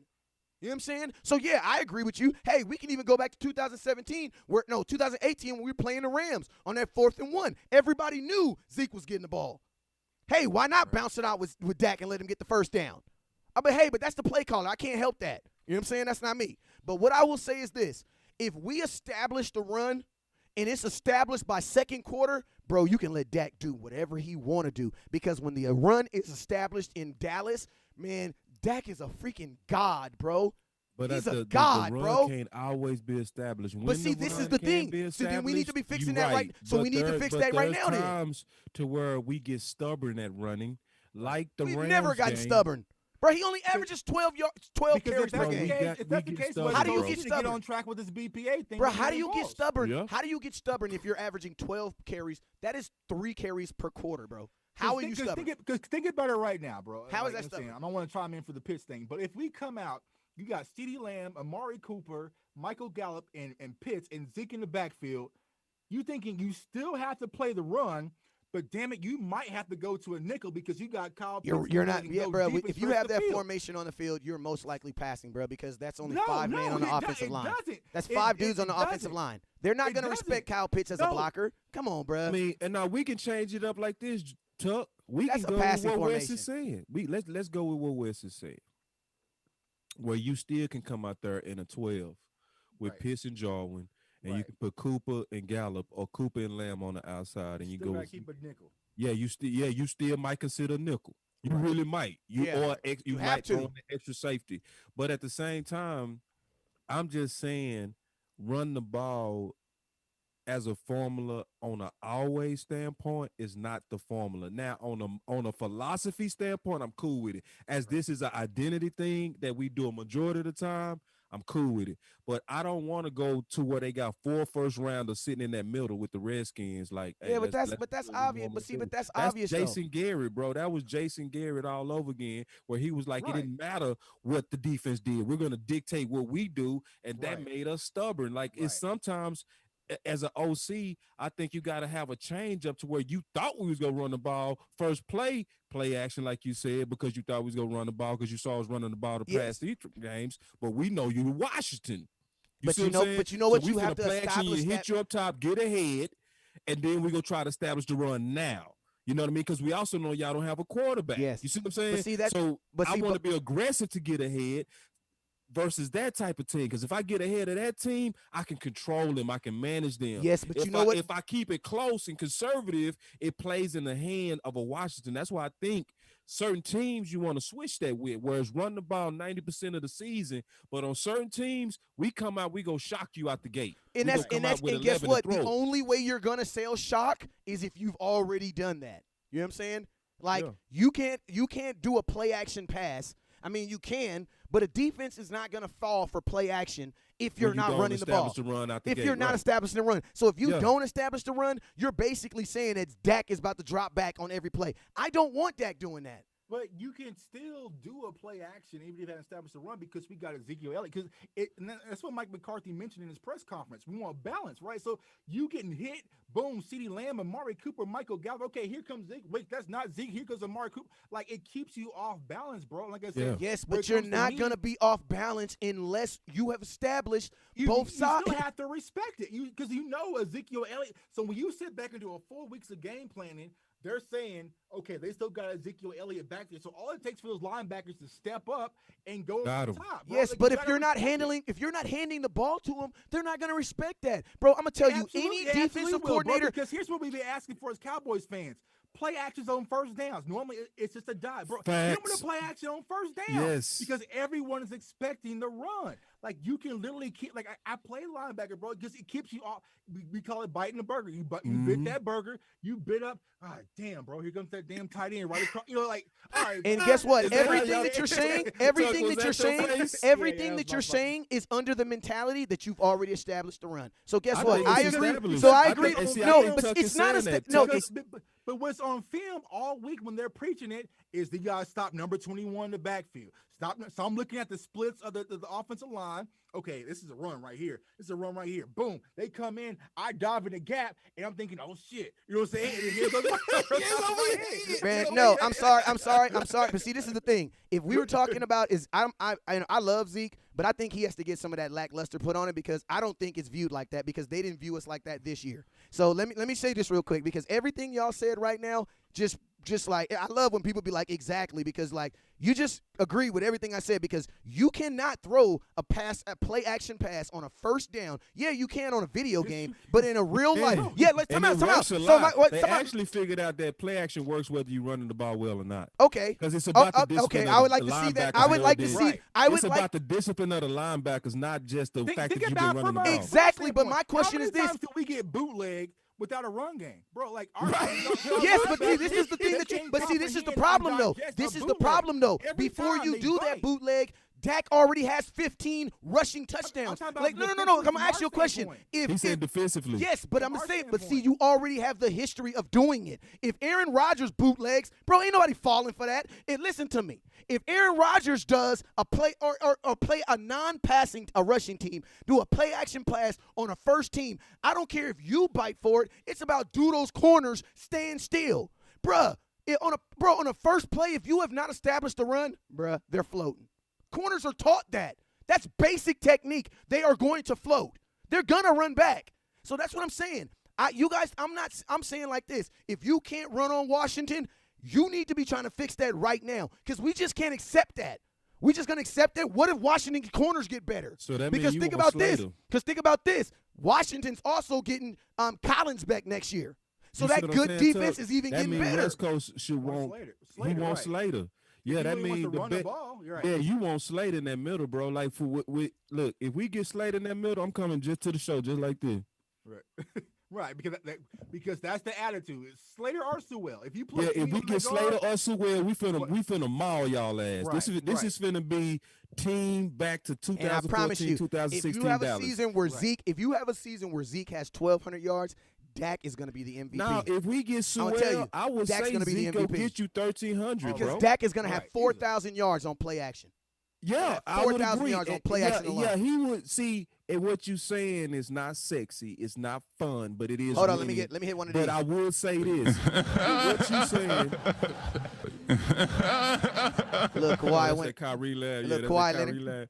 Yeah, so I will say this. He said you can play action. If we get Slater, I'm going to keep this hat on for every time I do the show. Man, you ain't got to keep it on at all. What I'm saying is this. I didn't watch enough Cowboy football. Y'all can talk about what y'all want to see and what y'all want to see. I'm talking from a guy who's tired of seeing the Cowboys lose. I don't give a damn how many points we win by. I'm telling you right now, if you are trying to win games in the NFL, there are two things you need to do. You need to be able to run the ball, and you need to be able to stop the opposing team from running the ball. Because all of us talking about how to win. That's what you need to do. So if we trying to get to the point to where we go fully buy in to being very dominant on the ground, then it's what's going to do that and what's going to make me feel great about that. I wouldn't feel great about running the damn ball with 80% backups. Are we going to have 80% backups in 2021? Why do you keep saying that? We're not about to have, but we're not having backups. I'm saying I'm not fully endorsing but just we're not, a philosophy but we're of running not about the damn to have ball, that though. Especially from last year's But we're not situation. having that. Bro, we haven't even had the that's same what I'm offense. saying going forward. If we have the personnel, bro, we have the personnel. Stop it. I'm gonna kick. No, we not. So you don't think your offensive line is going to be better? You don't think your offensive line? Let's come out real quick. You don't think your offensive line is going to be better in 2021? Because you keep on saying this. Because come out. Because we healthy. The fact that he said if is the problem. Okay, so my question is this, right? My question is this, because I'm gonna tell you this: if they're not healthy, we're gonna have even bigger problems. So let's just say this. Let's just say this. We saw that happen last year. But my question is this: are we under the assumption that they're not gonna? We are doing business under the assumption that they are healthy. So that's what I'm gonna assume, because that's how we're doing business. We're doing the business under the assumption that they are healthy. So guess what? So think about this real quick. You just restructured it, which prolonged them. Now I'm gonna ask you this real quick, right? When has Lael Collins, Tyron Smith, Zach Martin, Connor Williams, and Tyler Bayash ever played in a game in the NFL? Never. That offensive line, that projecting starting offensive line, has never even played together. Why? Because Lael Collins didn't play a down last year. Now, my thing is this. If you really think that Lael Collins and Tyron Smith are not going to be the same, we need to do a show about what we need to do to just replace them. Because I'm not going to keep them on my team and still be hesitating because, I don't know if they're going to be able to. I don't know. It goes back to Tevon Jenkins again. It goes back to Sewell again. Because we're talking about how to completely, in my opinion, absolutely, BJ, to run the ball vision in a way to where everybody intelligently can always get behind it. You see what I'm saying? Because based on the scenarios from last year, we couldn't all get behind the campaign because the factor said that's not the formula all the time. Last year it would have been. Last year it would have been. Because go look at the top rushing teams. Bro, go look at the top rushing teams in the NFL and look what they did last year. That's all I'm saying. Run behind Terrence Steele, man. Just run off his ass. Yes, want to know why? Because you want to know why? Because Terrence Steele was better at run blocking than he was at pass blocking. I already established that. He was just saying that. I already established that. You got to say all of them guys. I already established that. You got to. All of them are. All of them were, bro. All of them were. The Dallas Cowboys, bro. Bro, go look at them. Bro, go look at it. Listen to me. Terrence Steele and Brandon Knight were actually above average on run blocking. This is all factual information. After Dak got hurt, right? Zeke scored a touchdown. He threw the ball in the end zone, and we all thought, okay, we're going to ride on Zeke. We tried it. Okay. We tried it. No, we didn't. With 12 carries, Zeke never had a game last year. We had more than 15 carries. So when did we really run the ball? Because Zeke it wasn't working. No, it's because we gave up on it. That's what we do. No, we gave up on it. Yes, and guess what the outcome was? We lost. So we can see that wasn't right. You know what I'm saying? We gave up on the run game and we lost. So you got your conclusion. Give up. There wasn't a blanket give up. Yeah, it was. No, it wasn't. Bro, when you have 4 carries in the... What actually happened is we came out establishing the run, especially the first 4 games. What game? What game? I want to know what game. 4 games. No, we did not. You know the first 4 games. I ain't got a name. We ain't got to play that. No, we did not. No, we did not. Go look at the Rams game. The first 4 games, we got behind. I think the first 5 games, we got behind. I think on each one, it was the same. And look what the offense was doing. We were throwing the ball. We got behind. Bro, Dak had 200 interceptions and fumbles. It was everything. Bro, no, it wasn't. Once that happened, you have to put Zeke away. You can't get behind the way we was behind, and then you still establish the run. You can't. Going against the clock, and you have to get back in the game. And the way that you get back in the game is to throw the ball. No. So for the season, it wasn't that we gave up. Sometimes we had to put them on the shelf based on situational football. You can't be down by 21 points and be committed. And why were we down? See, that's the problem. To losing why were we down? Why were we down? I'm going to tell you why we were down. Because in the Atlanta game, we were down 0-20 points. Dak had 221 yards, and we were down 0-20.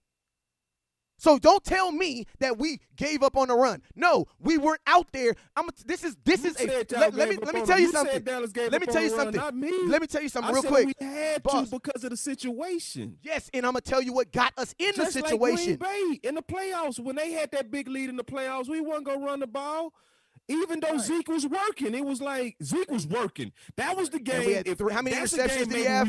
How many interceptions did Dak have? Because he was gashing them 5.5 every time he touched it. And we kept throwing the ball. And how many interceptions did Dak have? We came back, bro. Come on now. That's the game we came back and should have won. The only thing that lost us the game was that defense, bro. And we I take that. I agree. Defense. So why have them on the field? But the situation itself, because we got behind, said that we had to throw. So, Boss Cowboy, if your defense cannot stop an Aaron Rodgers, why do you give him more opportunities? You playing scared.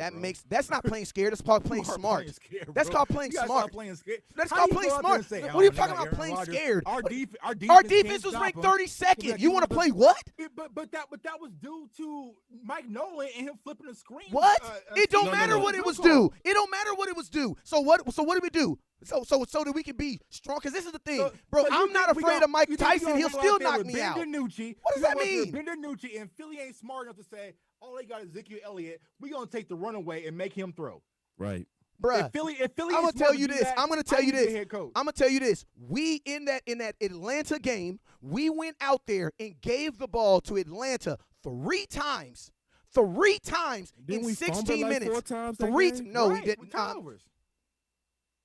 Bruh. Something like that. I mean, the facts are there. You can easily go look at them. It wasn't no 3 fumbles. What was the final score of that Atlanta game? We can go look at them. What was the final score of that Atlanta game? The stats are there. Let's go. I don't want you to say stuff like that and not be able to look them up real quick. I love you like a brother though. But what's the score of that Atlanta game? What was the final score? We were down 20-0 too, passing the ball. What was the score of the Atlanta game? What was the score? You tell me. You tell me. It was the rushing. It was yes, bro. And we did that rush. No, it was not, bro. It was 12 rushing attempts. Go look at them rushing attempts. We should have won the Rams throwing the ball. We should have won the Browns throwing the ball. And guess what? And we did that. Dak all had 400 yards and we lost the games. Congratulations. You can say what ifs. I'm gonna talk facts. So what happened in the Rams game then when we lost? The Rams game, we didn't run. Go look what Zeke had. How many carries did he have? How many carries did Zeke have in that Rams game? 22. What was the That was a good game. The Rams game was a good game. Yes, and think about this. And think about, and I'm gonna ask you a question. And think about this. And think about this. And think about this. Can I ask you a question? Think about this. And think about this. And guess what? Oh my God, Tuck! I love you so much, Tuck. I love you so much. Hey, boss, listen to this. Boss, listen to this. Tuck just proved my point right now. I love you so much, bro. I love you so much. Zeke had 21 carries, and the defense only gave up how many points? How many points did they give up? How many? 17. Zeke had 21 points. Now go look at the games where Zeke only has 12 carries and how many points the defense gives up. You want to know why? The reason why the defense gives up so many opportunities when Zeke doesn't run the ball, because you're giving the ball, you're giving the team the. Yes, that is. Listen, Zeke runs for 21 and 100 yards. And go look at and I promise you, how long was the defense on the field? And we gave up 28. How long was the defense on the field? So how long was the defense on the field? Let me find it. Okay. Hell you mean? Down, how long was they on the field? Jesus Christ. Let me find it. How long? How long was he on the field? No, I get you, bro. Hey, run the damn ball. I got Zeke back here. Hey, we gonna beat Kansas City next year, 14. You gotta beat them twice. No, Tuck, stop saying that. Tuck, stop saying that. Tuck, stop saying we gonna beat Kansas City once. We gotta beat them twice. Stop saying that. Who's going to AFC? I live here. I think y'all beat So Tuck, no, Tuck. I need to ask you right now. Who, if you don't think, who's the team in the AFC gonna beat? That's gonna beat them next. That's gonna not. Let's be real. Who you think? Who's gonna be the like AFC? AFC. Everybody's gonna push them. Gonna be Buffalo. I don't know. Yeah, Buffalo. You think so? Yeah, because realistically, bro, you're going to have to beat – hey, think about this, y'all. Think about this, fellas. Listen to this. You're going to have to beat Tom Brady twice next year, and you'll probably have to beat Patrick Mahomes twice next year. I'm not worried about Tampa next year, to be honest. Me neither, bro. I'm just saying. Hey, I know because y'all gangster. You know what I'm saying? Y'all be listening to that damn Tupac. You know what I'm saying? Because, see, last year you said that Tampa wasn't going to even make the playoffs. I did. I bet $50, too. Yeah, so it's one of those But things then, where but then they I went, feel like but you then they felt went and got last year. 50. I think they got But hot boss, at the but right then time. they went and got a $50 million, $50 million. When they went and got all them How many veterans, tight bro, ends I they was have, like, though? bro, I'm out. I'm gonna give you your $50. How many tight ends Tampa had though? How many they have? They You had stupid. they had two veteran. They had two veteran tight ends. That's You what they gonna had. rock the And we pig. got They had two. and They had two another one. veteran tight ends. They had two veteran tight And we ends. got How another many rookie? receiver. How many rookie tight ends did they have in that game that were effective? Because I know they had We two got another veterans. Wide receiver, bro. They had So two need to put up veterans. Points. Tom Brady said, "I need to score points if I'm going to win this thing." Yeah, And they he had. got AB, didn't he? He Yeah, got they- him a yeah, Waddle. AB. Yeah. He got him a His house. Waddle. He got him a D Smith. Didn't he? Right. Yeah, he went and got the tight And ends both- first, and but the both- tight ends couldn't put him over, couldn't it? And both of them scored in the Super Bowl though. Gronk scored in the Super Bowl. And AB. So that's what Yeah. I'm saying. When we go back Veterans- to the debate at 10, guess veterans- who always put you over? Who veterans- put you over more than anything? Veterans, The wide receiver, wide Oh, wide receiver. Tuck, you was keeping Wide it real receiver. up until wide today. receiver. Like, let's just be real. Can I ask last question before we get out of here, right? Last question before we get out of here. I promise you, right? Philadelphia Eagles are going to draft either Kyle Pitts or one of these wide receivers. Nah. Which one do you not want them to draft? Can I go first? And I ain't even gonna go long. I would rather Philadelphia draft Kyle Pitts than I would rather them draft one of those wide receivers. There, Who? you, Tuck, you go next. Nah, bro. They can't get Kyle Pitts Oh or my Jamar God. Chase. That's it. That's it. That's Lamar too. And that's why I said I was like losing sleep over this. Like, bro, they about to get Chase or Pitts, bro. Like, we were doing these draft shows, mocking it. It was Chase or Pitts. See, Like, you that's the scared last of thing. you scared of about 700 yards, bro. Nah, bro. Because think about with our linebackers and with our safeties, what they can do to us with that. No. Who's so the no- quarterback no- in Philadelphia? Oh my God, bro! I'm gonna tell you this. Bro, I'm You wanna actually- give I think Jalen Hurts- is going to have a good season. You want to next give year, to be Jalen honest Hurst with you. We keep- a Chase? Yeah. You're okay with giving him bro? Listen to me. Listen to me. No, he said Chase or Yeah, I'm not Pitts. giving him a Chase or a Pitts. If I gotta, I'm give scared him of them having Waddle, bro. Bro, I would rather. I'm just saying. Who would you rather them have if you less scared of? I would rather take Smith. I would rather the Eagles take Smith. From tight end history. Oh my God. From Tight end. I would love for them. To I take would tight rather them have Pitts because tight end history, the chances of them really hitting is way lower. Now Pitts could be what everybody imagined him to be, but we've imagined this before. How many times we've had this dream and wake up to the nightmare of the reality? Mm-hmm. Like we've had this dream. We had it with O.J. Howard. We had it with Hawkinson. We had it with Fant. None of them, like I can pull up the articles. Fant is like a receiver. You can line him up at the X. He is something. You can put the same thing on Hawkinson. So Hawkinson is like, it's the same pitch, but it keeps happening. It's like, so how many times do I keep seeing that story before I say, you know what? I'd rather, and there's good history on people being able to get them big targets like them problems. Like you can actually find the matchup. You can find a matchup to hurt Pitts. It's hard to find that matchup that's gonna hit that. What and if man, Pitts turns out to be Megatron X? What? But he Don't you think won't. that's He gonna won't be though, because that's a problem wide in the AFC East? receiver. He won't be. That's a wide receiver. That's a But what wide if? receiver. Like if it's a what if, then I told you I would go get a crow alive. Like while it's actually like moving around, big eyes and all, I would eat his head. Okay. Yeah, I would eat all the crow. Like, but it's not gonna happen, bro. Like history says, he is not gonna do it. See, that's why I got a good theory on this from chewing on it for a while. Why do you think all the great tight ends end up being third rounders? Because they gotta Ain't work. No targets on they them, gotta bro. work first. And they gotta work and they gotta earn it through the mud. And they know how to when block you come really in there good. and your name is Hawkinson and your name is Generational Pitts, the defense, you play defense. What you saying right now? If he end up in your division, you like, I'm gonna Bro, punish man, this my thing is this: motherfucker. would you As rather? soon as I see him, Boss Cowboy. I swear that's what every one of us think. And I can't wait to see that 6'6" mother. Boss, boss, could you imagine this? My question is this: do you think Chase has the chance of being better than a Jefferson? I wouldn't want to play Jefferson 2 times a year. No. Yeah, I said Chase. Yeah, Chase. Like, I wouldn't. Yeah. You know what I'm saying? If I they get a wouldn't. Waddle, I think we got another Deshaun Jackson to deal with for a few years. You know what I'm saying? Like, it is what it is. If they get Smith, okay, cool. But I'm not letting them get Pitts or Chase, bro. Those are two people that I don't want Philly to can get. have Pitts. They can I have personally tight think they're going to go defense, but Say, man, somebody say, man, boss, I wouldn't say that. Ain't no telling the strain of COVID crows, right? right. We have a new COVID. A whole new COVID come out. I'm betting on history and I'm going to be right, Doc. About to have crow flu because of boss, man. Say, I bet right now, Piss ain't doing over 900 with no team. I bet that right now. Right now, with anybody. Hey, right now. Say what you really said. Now, y'all been saying. Say what you really said. I'll take that bet. Boss, say what you really that's said. betting on this generational and all that, take the bet. I'm putting the money out right now. Anybody want to take the bet? He not doing over 900. And now, you should be also showing, y'all scared. Because y'all don't call this man generational. Y'all done said that boss is crazy. Y'all should easily be able to take this bet for 900. Boss said he was going to be. Boss said he was going to be a bust if he don't go to the right quarterback. That's what he said, and I co-signed it. Give me an over on touchdowns though. That's hard. An over? I think he can score touchdowns. I'll say 8. That's a good year. Nope. I think he can do 8. I think 6, 5 to 6. Yeah, I can see.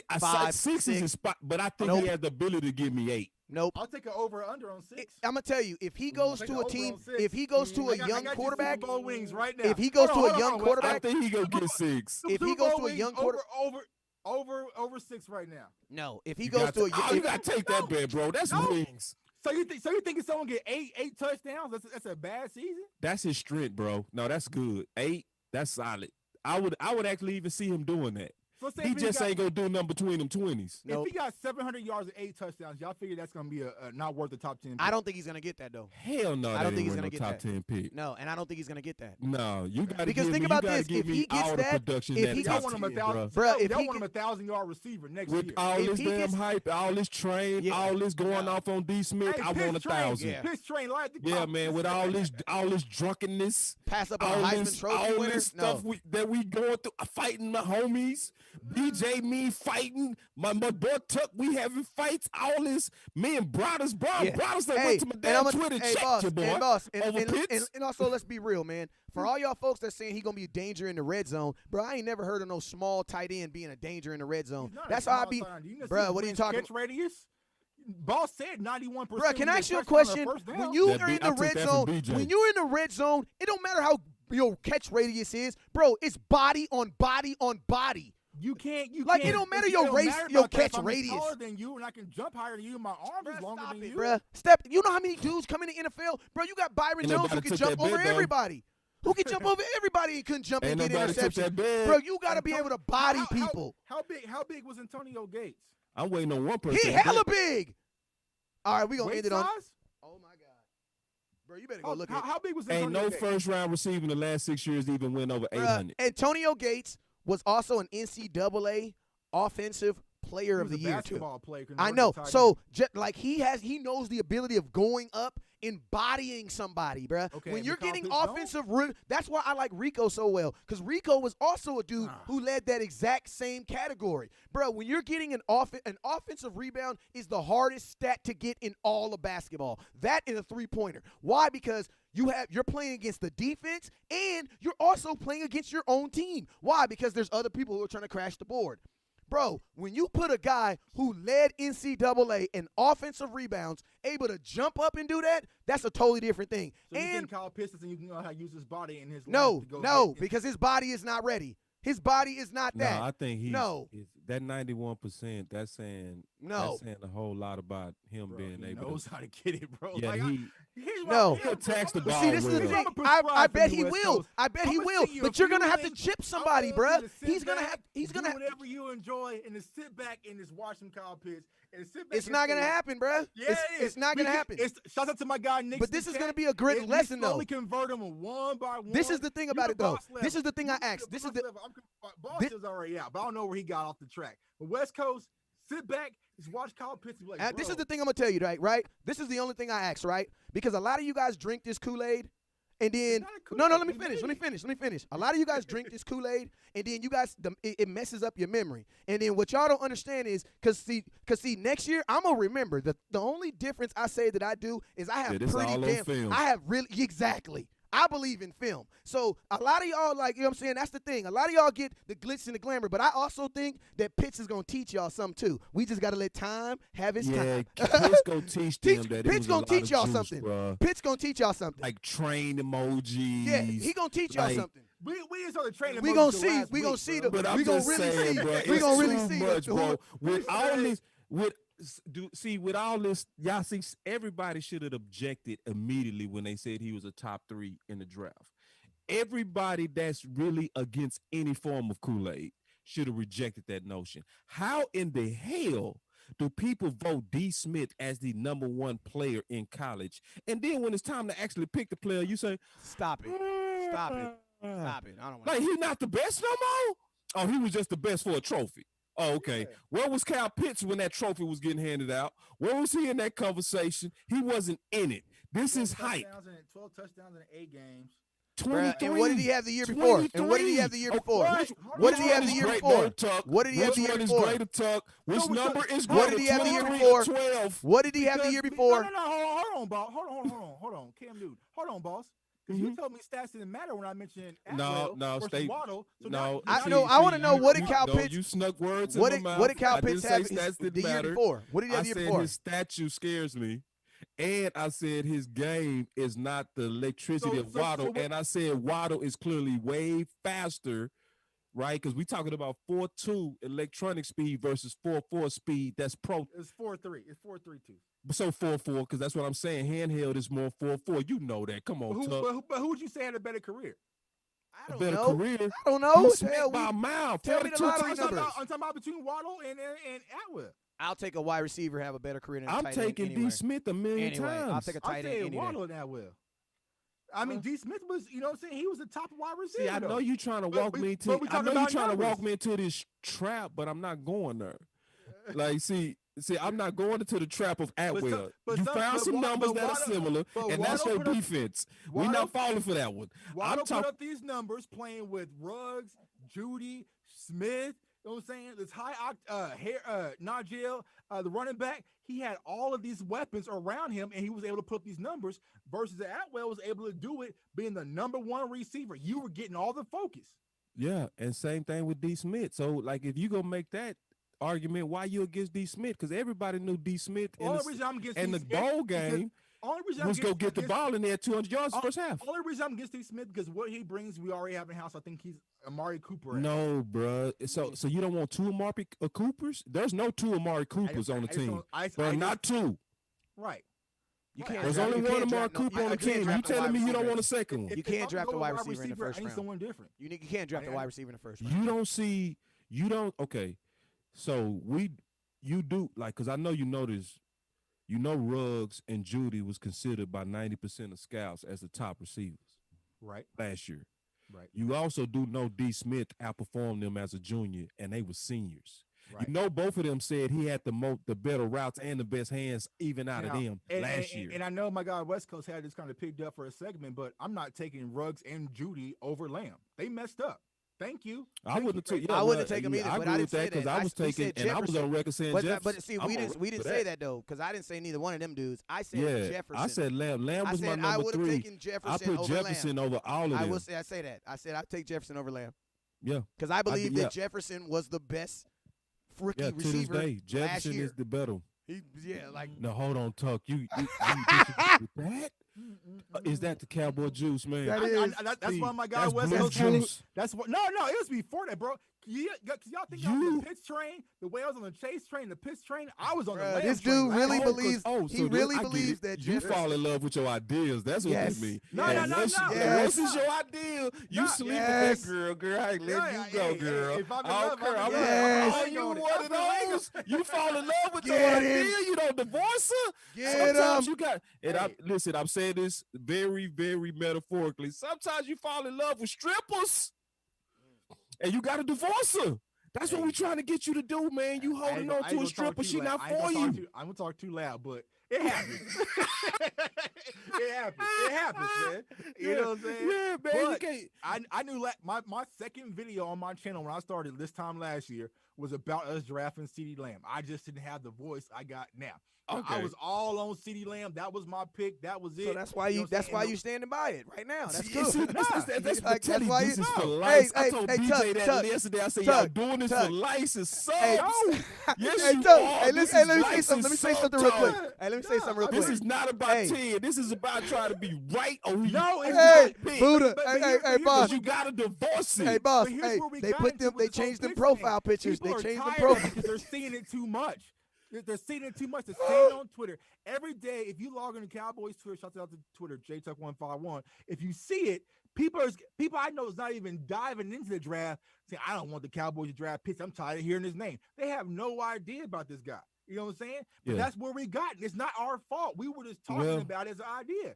But it's y'all fault for not going with 95%. Because if me and you were sitting here with some poker chips in real life, and pick 10 is real poker now, because that's big money, right? We know we got to get that right. We sitting here with big poker chips, and we look at a deck of cards, and it says you got a 95% of chance of winning, going all in on this hand, or over here you got a 5% chance because the tight end history is bad. 95% of the time you're going to be right. That person going to be so good that that's going to be the next Cooper. If you play this hand, over here is a 5% chance. You know what you will play. You can't use that analogy against me because you just picked J.C. Horn over Patrick Surtain.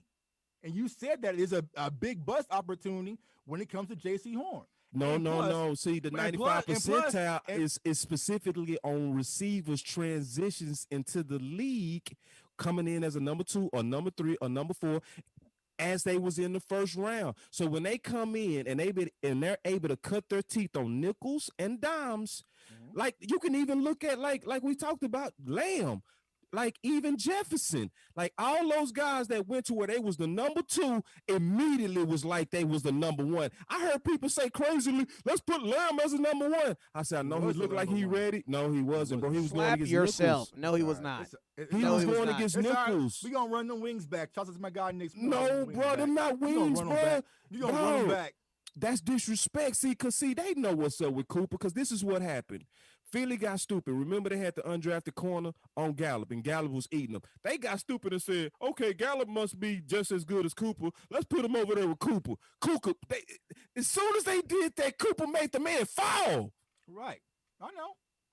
Yeah, this is what I think people do, though. This is what I think people do. This is what I think people do, and this is the conversation that I said at the beginning, man.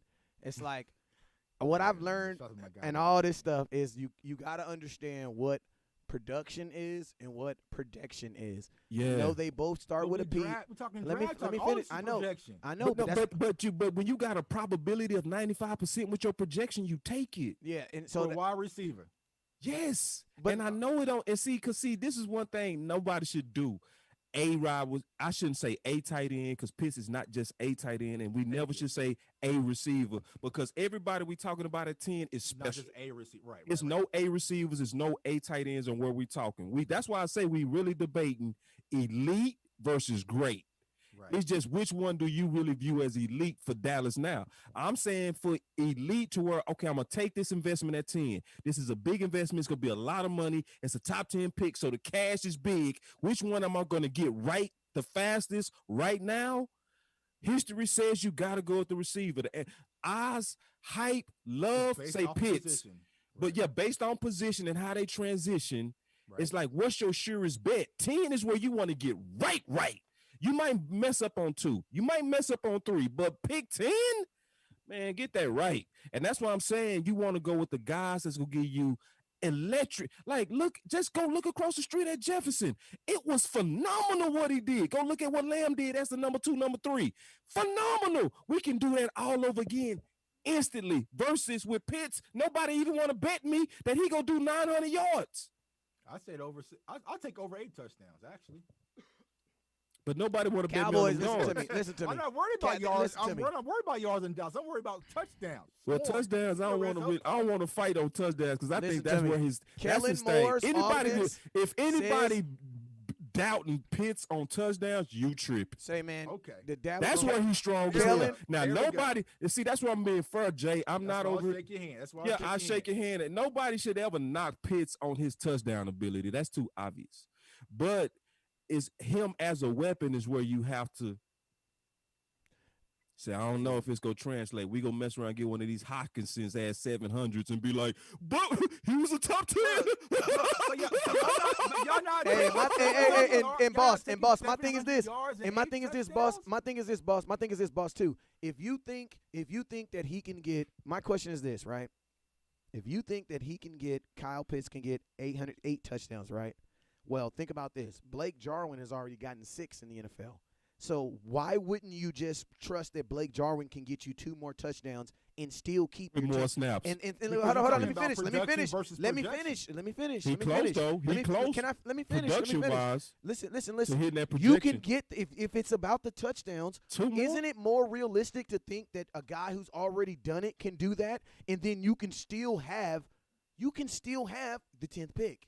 Like, West Coast has a point. Because West Coast is talking about total in his career for Blake Jarwin, not talking about in a season. Bro, what are you talking about? Blake's had touch. Wait, what are you talking about? He had at least 6, right? He had 3 in 2018, 3 in 2019. Blake Jarwin? Oh, Lord. Yeah. I think I was talking about Schultz. Yeah, that's a big difference. He tried to fast talk your dad, but did not. He caught him. Did you pull up the stats on him? He did. My bad, bro. Go ahead. Oh, no. But I mean, think about this, though. Think about this. Even with that, Tuck. He had 27 receptions. He had 307 yards. So Tuck, I'm asking this question, Tuck. Ask you this question. You know what that really tells me? In an even bigger story, that our offensive coordinator and our offense does not value a tight end that much. Because think about this. Hold on. Because think about this. Because think about this. No. Because think about this. Even with 3 touchdowns, and I apologize for that. Even with 3 touchdowns, they re-signed him. Because you got to keep depth on the. You don't got to keep depth. No, you don't. You let him walk out the building. Who was your tight end? Bro, what are you talking about? We drafted. You had Schultz.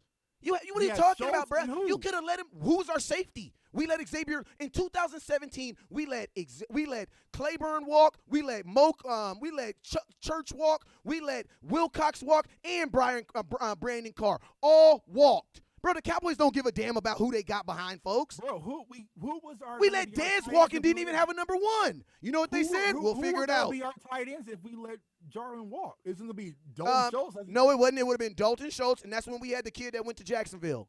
Remember? And he was actually playing pretty well.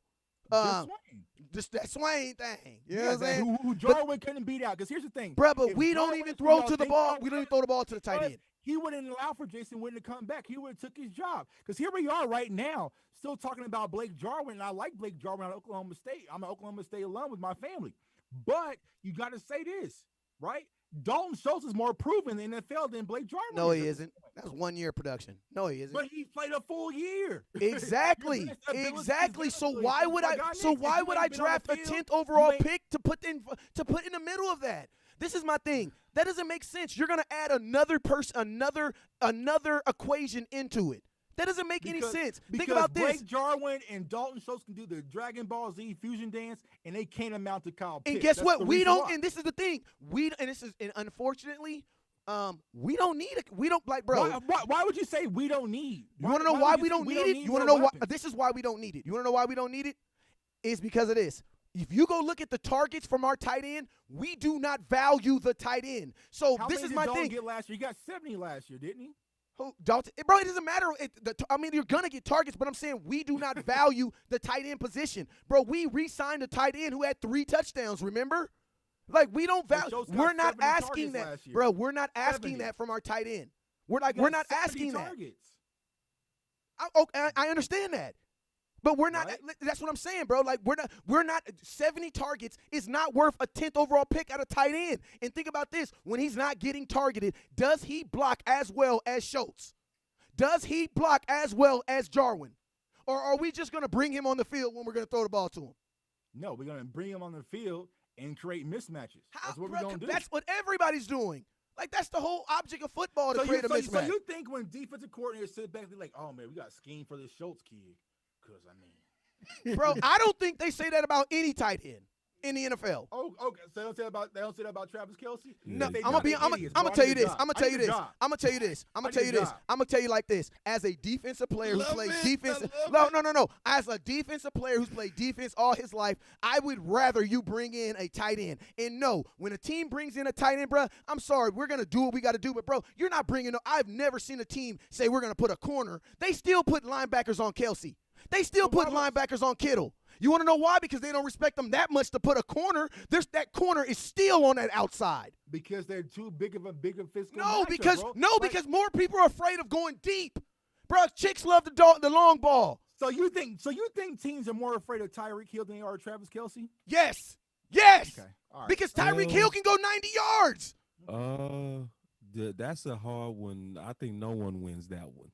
You know what I mean? Yeah, because they kind of like equally good. They kind of they both like Super Saiyans. That's why this debate's so hard. I said that to BJ last night. I said trying to figure out Pitts versus Waddle or D. Smith is like literally arguing Hill versus Kelce. It's not easy, bro, because all of them had great production in college. That's why I keep saying, bro, we are literally arguing. We ain't arguing. But you know what I mean. We jam session, bro. Yeah, this is a good jam session. But I said like 3 hours, bro. 3 hours, bro. I'm the one that's right out of everybody. I'm right. And you right too, Wes, because you with me. You basically saying if I had to go offense, I'd rather go with receiver because of how it transfers over 95% success rate. And I still can't believe that everybody that's in the Dallas Cowboys fan base is still yawning at the production that was truly generational. When was the last time you even heard of a receiver Heisman candidate? Yet even a winner. Desmond Howard. It's been a while. Is the point. It's been a while. And in a great quarterback class, he outbeat great wide receiver class. Hell, you mean? And a great wide receiver class. We look at 42 touchdowns in a college career, and we say, you want to know why, boss? You want to know why? Because that just lets you know how good these wide receivers are coming out. When a person yawns at 42. But then they look at 12 from a tight end, and they're like, oh, my God. Oh, my God, generational. Generational. 8 games. He did it in 8 games. And think about this. He had 4 touchdowns in one game. I'm going to tell you something that people don't talk about, too. The boy had 4 touchdowns in one game. Now, I'm not saying that's pretty damn impressive. But I'm just saying, bro, you caught 4 touchdowns on one team. Like, who was that against? That lets me know that I don't know some bad DBs. I hope we don't draft them.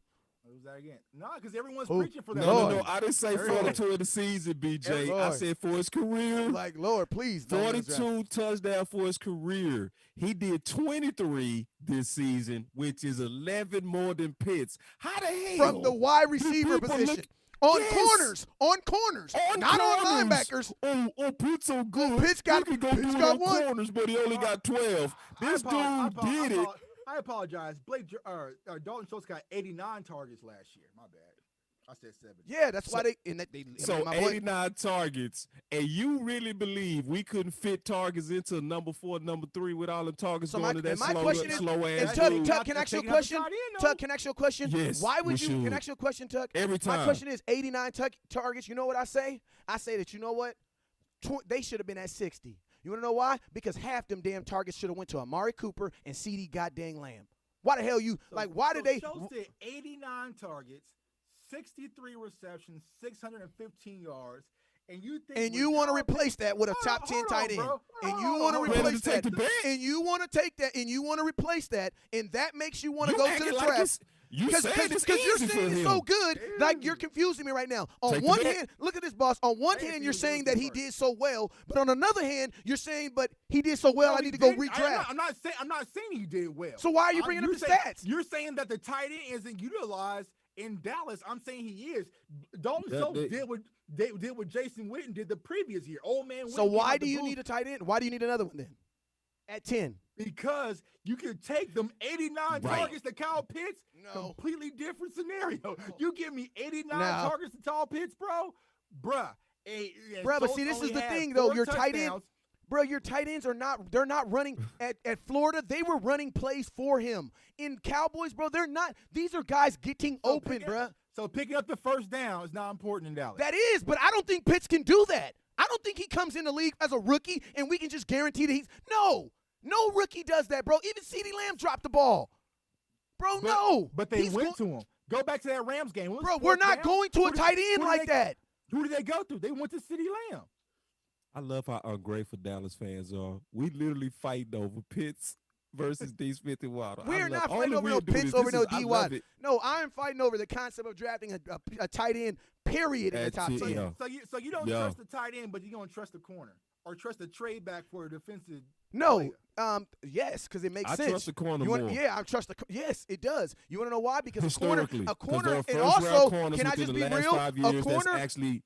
A corner also has no tight end has. That's you. And a corner also has this thing called a safety that plays behind him. So if a corner's not that good, that's the guy. That's who you trusting.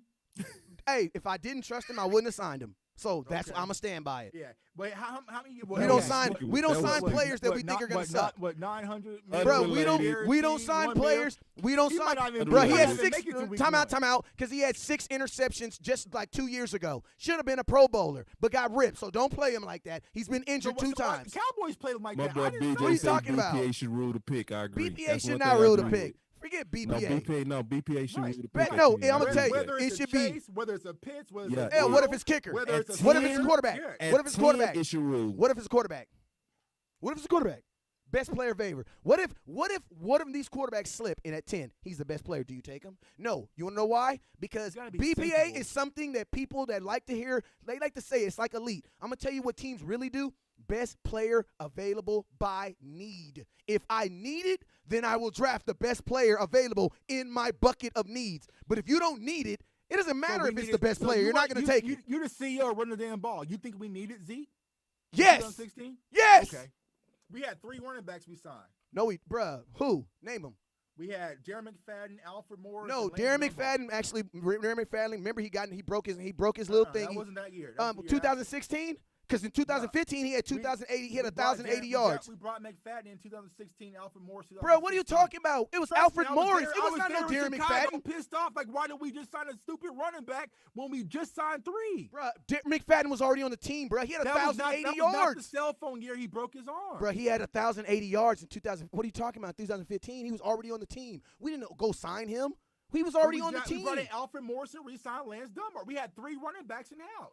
We had DeMarco Murray coming in from 2015 and he was 30. Right, and then we had in McFadden. We had 3 running backs. No, you already counted McFadden. McFadden was 30. Who was the other one? Because Julius Randle got in trouble the year before, so he wasn't there.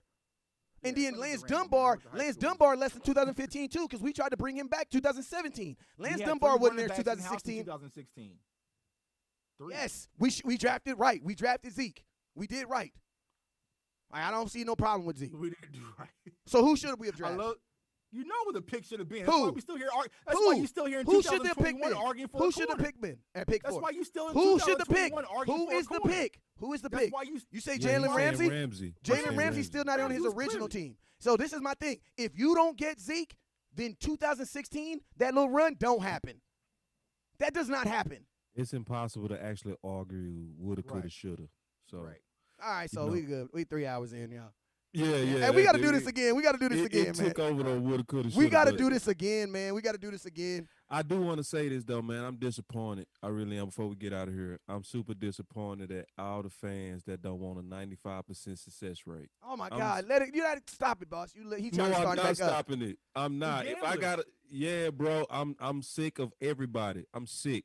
I'm sick of it. You watch something work 95% of the time, and we so damn smart. We believe in our odds, and we love our ideal of Pitt so much that we rather go with a 5% success rate at that position over 95%. If you draft Pitt, you are betting. Man. If you draft Pitt, you're betting against history. I want 6. You want to be right. Hey, no want 6. If you get Pitt, you're betting against history. Know that. Right. History. If you can make a bet in March Madness, we just had a tournament, right? That the number 1 seed's gonna win. So you can put $100 down and win 15. Pitts ain't a number 1 seed. Or you can bet on the 16 seed and bet $15 and win 200. Which bet are you gonna make? It depends. Wait, time out. I'm gonna say this. It depends, because if that's my last $15, I'm gonna bet it on that for sure thing, that number 1 team. And this is the thing. When you're on the pick 10, you're about to pay this kid so much money. Because he's about to be the top 10 pick last year made $24 million. and got $11 million signing bonus. So if this is my last, and think about this, we're not coming off of a Super Bowl run. We're coming off of 5-7. And think about this, Dak is about to make $77 million this year, regardless. I know it's only going to count 22, and all together it's going to be $77 million. Man, bro, that is a lot riding to then for you. I'm sorry, if you're going to give Dak another weapon, you give him another wide receiver before you give him a tight end. Boss Cowboy dropped a whole video about this TV deal. That's not going to be irrelevant, man, here in the next few years, man. So we can go. Exactly. So that's why I'm okay with getting another wide receiver. I'm not going to pay a tight end. So you on wide receiver? Okay. No, okay. If it comes to wide receiver or tight end, that's it. That's it. If it's wide receiver, if it's Brussels sprouts or guacamole, it's Brussels sprouts for me. And see, I don't like neither one of them. Because see, it's only a few defensive players that even fit in the conversation of BPA. Right now, that would be Parsons, that would be Horn. Nobody else. The D tackle from Alabama, I like him too. I forget. That's too early. That's too early. I know he's 7. That's 16. Way 16. Too much at 10. If I drop back, he's one of my targets for like 15. Yeah, if he drop back, yeah. But for at 10, Parsons, Horn, then you go have Pitts, then you go obviously have the 3 receivers. Y'all don't like the other kid from Pitt, the other dude. Y'all know I'm bad with names. The other dude from Penn State. The other boy from Penn State, the defensive end. Oh no. Man, I was just watching him the other day. The other dude. I like his measurables. You know what I'm talking about? Say he got a crazy name, man. No, I would like him. I like him, but I got him around round 3, round 4. Yeah, that's what yeah, but not a 10. But if my order right now would be Chase, it's so hard when I say D. Smith or Waddle. But today I'm gonna say Chase, then I would say D. Smith, then I would say Waddle. Then I would say Horn, Parsons. Slid my dude all the way out. Go ahead, keep going. Yeah, Parsons, then Pitts. Because of how the position translate, it's a super bad transition into the league. So easy to fail. Too easy to fail. So easy to fail. And this is can't do that at 10. My track record is good. I'm not acting like I'm smarter than everybody, but it's a lot of this I got right. Like I got Jefferson right as the number 1 receiver. Number 1 receiver. I got the safety right last year. I got the number 1 quarterback last year. And a lot of people weren't saying what I was saying on this. I'm looking at how it's going to translate because this is what's going to happen. I believe this with all my heart. When Pitts hit the next level, those windows go get a lot skinnier. That's why I said his position is quarterback dependent. You got to have a quarterback that can put and listen, y'all. I don't West Coast. Can I say a tight end name? Mm-hmm. That's cool with us. Shoot. Okay. I talked to Rico, right? Rico had some complaints about Dak throwing to him.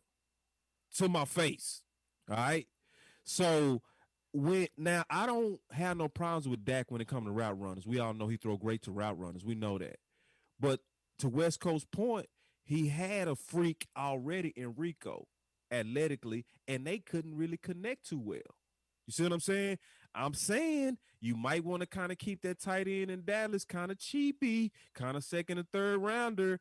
Don't get a top 10 for a guy that's not really a guy that don't really like to do a lot of what I call rim passes where he throwing it at a spot. Yeah. Dak likes he don't like to throw it at the rim. He doesn't like Dak does not like throwing contested throws. That's why Dez just come, bro. So if that's like I say this all the time. That's that case that you want to get rid of Blake Jarwin and Dalton Schultz. Yes, but see, I'm not calling Rico Pitts. But see, I'm just saying I'm looking at all the factors. Yeah, we're not asking our tight ends to score though. That's the thing. We're not asking our tight ends to score. We're trying to score on the outside. So you want to come out with 2 offensive tackles? No, I actually want to run the ball inside the 20 and get an end zone. That's what I actually want to do. Right. Just be factual. Yeah, and because like I'm seeing the comments, everybody saying Rico was a project and they going off. Listen, this is what I'm saying. Rico's strength supposed to be that he was a what? He was the NCAA rebound champion. So everybody that got him in here was Antonio Gates. Imagining him as the did. jump ball guy. It never manifested. Dak's not doing it, bro. Dak is not listening to me. And a lot of it was politics. Let's be honest with that too. A lot of it was politics. They had their guys and their favorites. Yep. But at the same time, I'm just telling you, the guy told me sitting in the VIP with my boy West Coast, we talking, and Rico tell me straight up, he say, man, that boy threw me some balls, man. I was like, he said it like that. Like, so it's one of those things when everybody got to make this decision based on their experiences. So all of my experiences is telling me go with the guy that your quarterback likes the most. Where did the term Dak friendly come from? That was talking about route runners. Yes, Amari Who's Cooper. the best route Amari runner? Cooper. D. Smith. Yep. Like, you see what I'm saying? So that's why people like, why you got Keith Taylor so high? He fit Dallas. Why do you got D. Smith so high? He fit Dak. It's like, who fits? That's because. Hey, but think about this, Tuck. If you really look about this, if you really think about this though, if you go look at Dak Prescott's his touchdowns, man, he don't got a lot of. We don't got a lot. We're not throwing. You damn right it might be Pitts.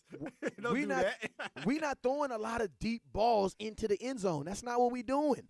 You know what I'm saying? But we can. Bruh. Think about the future. We're not doing that with no tight end.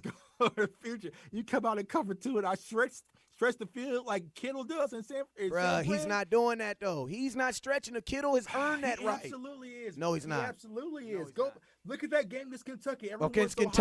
Against Kentucky, how many of their players are going? How many of their defensive players are going in the first round? Everyone's talking about Joseph right now. Joseph the corner. I like Joseph. He's a fast guy. I think he ran like a 4.3 something. You know what I'm saying? Click. I just wonder how Pitts would have did if he would have lined up as a wide receiver. See, it's a different. You know what I'm Let's play. I want to play one game before we get out of here. I'm gonna play this with BJ too. I bet ain't nobody gonna take that bet. I bet you won't nobody take that bet. Let's go. Yeah, ain't nobody even took the bet. Ain't that so, Wes? I bet you ain't nobody gonna take that bet too. I bet you ain't nobody gonna take that bet. Hey, nobody took that bet, bro. I took the over. No, I took the yards. I want the yards. In Dallas. I don't want yards. I want touchdown. I want man. No, man, it's too much hype on this man. You gotta take yardage. You do. Yeah. So I gotta get So if Kyle Pitts will say he has 900 yards but 3 touchdowns, that's worth it to y'all? No. That's horrible. Exactly. With all this hype, that's horrible. So if you take 600 was the bet, 700 what was the bet? I said that he would not get over 800 yards. I'll do that's it. That's a gimme. For all the hype, for all I'll this hype, I'll give you my numbers right gimme, now. bro. I'll give you my number right now. He won't have, and you want this bet, Tuck? This is just for Tuck. Because I'm writing this down. I'm writing this down. And BJ. Hold on, because this going to be on record. Yeah, and BJ, because I think he changed his profile too. I want everybody to put this on record. Yeah, let's all you pitch trainers. 800 yards. 800 yards, 600. I want us to do it fair too, because they go try to get us on something. Because if he go to the right team, he go really do these numbers. But let's talk about if he's in Dallas, what would he do? Then I'm gonna say if he goes to Detroit, what is he gonna do?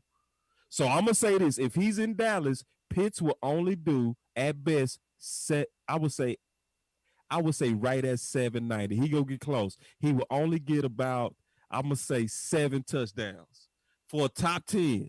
That's what he gonna do in Dallas. If he go to Detroit, I'm gonna tell you what he gonna do. It's gonna be ugly. If he go to Detroit, it's gonna only be 700, and he gonna only score 6 touchdowns. And that's my number, and I'm gonna call that bust out the gate. So we're running back after the draft. I didn't see where you're gonna go, but I think he's going to Carolina. To be honest with you, or Miami. Okay, if he go to Carolina, that's gonna be even worse. If he go to Carolina, I'm writing this down. Mm-hmm. If he go to Carolina, he gonna only do at best 670 out the gate, and he gonna only do 6 touchdowns at best. Yeah, if he go to Atlanta, 6. I'll take over that in Carolina. All right, I can't wait. I'm gonna take that bet. Wherever he go, I'm betting. Whoever want to take the bet. Right, we'll do it. We'll run. And if it's anything at 6 and 6 touchdowns, you gotta say at the end of the season that's a bust for year 1 with all the hype and train stuff. That's a bust for year 1, bro. Come on now. This is a type 10 pick. Because then we go look across the street and we go be able to say Waddle did. It depends on where he goes. If he goes as a number 2 or number 3, he go put up immediately 1,000. And he go for 5 touchdowns immediately. Right? If D. Smith go to Atlanta, he go give you 6 to 7 touchdowns. He go give you 1,000. My boy said only 2 tight ends had over 725 yards last year in the entire NFL. So that basically what you're saying is that he's going to come in and be a top 3 tight end in the NFL. It's not going to happen. Not going to happen. Not going to happen.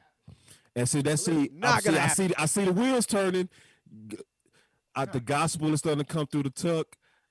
West Coast, what we need to do is just keep the man lifted up in prayer. Hey, let me just keep that man lifted up because the wheels are starting to turn. Yeah. People are starting to hear the case finally. I saw the wheels turning to J Tuck.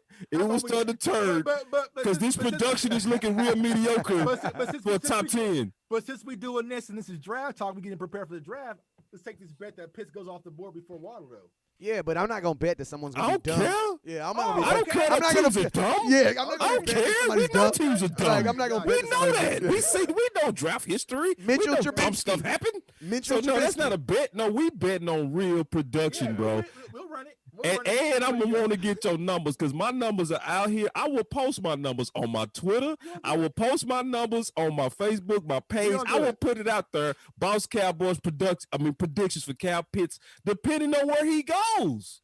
And then I'm only because it's a lot, boy. It's so much Kool-Aid out there. What if he's Calvin Johnson? What if he because if he Calvin Johnson, that means he's I want to see 1,000 out of him. That means he's bro. playing wide receiver too. If he's Calvin Johnson, that means he's wide receiver. Why can't we compare him to? No, you need to be. I'm gonna tell you why players won't say, "What if he's Kittle?" Because you know in your back of your man, there's no way in hell he's gonna come in here in his rookie year and be Kittle. But you can compare him to a Hall of Fame wide receiver who don't even play that position. They go eat him alive. Like, bro, if Kyle Pitts was a wide receiver with those, as long as he don't go to Philly, bro, listen. If Kyle Pitts was a wide receiver, he's not a top 10 pick. If he comes in the draft as a wide receiver, he's not a top 10 pick. That's fact. All right. Oh, if he's a receiver, he a third rounder. Okay. He a fourth rounder, just like Akeem Butler, or worse. People say why. Matter of fact, worse. People ask him why he don't play tight, why he don't play wide receiver. Because, bro, running a 4.5, you're not gonna get drafted. Like, unless you're just like the dude. Bro, 4.5 wide receivers ain't doing much. He is a 4.5. I'm glad you said it like come that. on, bro. Like, all this 4.4 they giving him for that a was pro a day, 4.5, handheld. That's a 4.5. And we saw that with Fant. We saw that with O.J. Howard. So all this generational, we saw 6'6", 250. We saw all of this before. 700 yards ain't generational. 700 and none, at any position. At any position is generational. Because 700 yards divided by 8 games, that's not even 100 yards a game. I'm going to tell y'all what y'all going to see. Y'all going to see what y'all see the same thing every year. The cat that's going to actually be the best tight end is going to be a second or third round. Yep. Again. That nobody was looking for.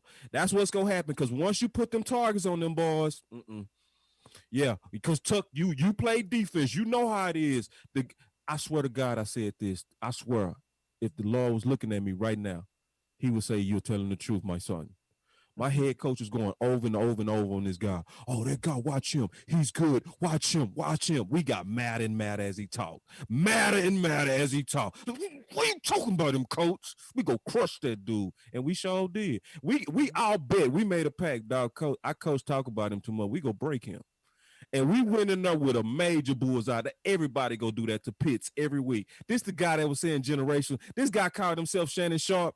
They going to be ready for that boy. I'm telling you, it's going to be extra bullseye on that boy. And it's going to be a lot of pressure on that rook. I don't think he's going to live up to it. I'm taking my bet to Vegas, and I'm taking it right to you, Tuck. Yeah, and you're also basketball. Our coach gave us that same segment, and I was like, this dude ain't that good. I'm going to shut him down. God damn. I can shoot that deep. I came over to the sideline and said, "Hey, y'all, I need some help. I need to Yeah. I had a game like that. I ain't gonna lie. I was fired up, man. Like, hey, this kid's the real deal. He watch it feel. I'm gonna shut him down. Boom. You got pulling up from that deep? God damn. So it is what it is. Ooh, man. I can't wait. Right, I man. can't wait. We're gonna run it back. I'm gonna be an asshole when I told you to. Yeah. Not to you, Tuck. That's but what to the everybody's waiting for, man. But the thing is, when anything gets too big, everybody wants to deflate it, man. It ain't even just that. It ain't just the deflating it. It's the disrespect. It's the disrespect of D. Smith. I'm sick of it. It's all about D. Smith, and he had that. I ain't D. Smith. No, I'm saying it's disrespect for what's best. Mm-hmm. It was already a judgment. It was already a race. It was already decided. This man is the best person in college football. Now he not. All of a sudden, now it's Pitts in 8 games. Oh, really? And the guy had 23 touchdowns in 1 year, 42 as a career, and we ignoring that. Yeah. Cowboy fans, y'all gonna feel my wrath. Hey, well, man, let's way bad. Let's make sure man, if we can, man, we gonna holler at the fellas, see if we can run it back next Sunday, man. This has been Don't Drink the Kool-Aid, man, with your boy West Coast, your boy J Tuck, and your boy Boss Cowboy, man. Hey, man, if y'all enjoyed the show, man, make sure y'all share it. Appreciate everybody for locking in and rocking with us. I didn't get a chance to tell them where to find me, Wes. I'm about to get you right now. I'm just getting mine out because you long. My bad, bro. My bad. And you already know where to find me at. I'm right here on West Coast Cowboy. I see y'all in the morning. Boss Cowboy, let them know where they're going to find you at. Yeah, just Boss Cowboy Sports, man. And thank y'all, everybody that especially went over to YouTube and subscribe, because crazily, the YouTube is actually now starting to grow faster than Facebook.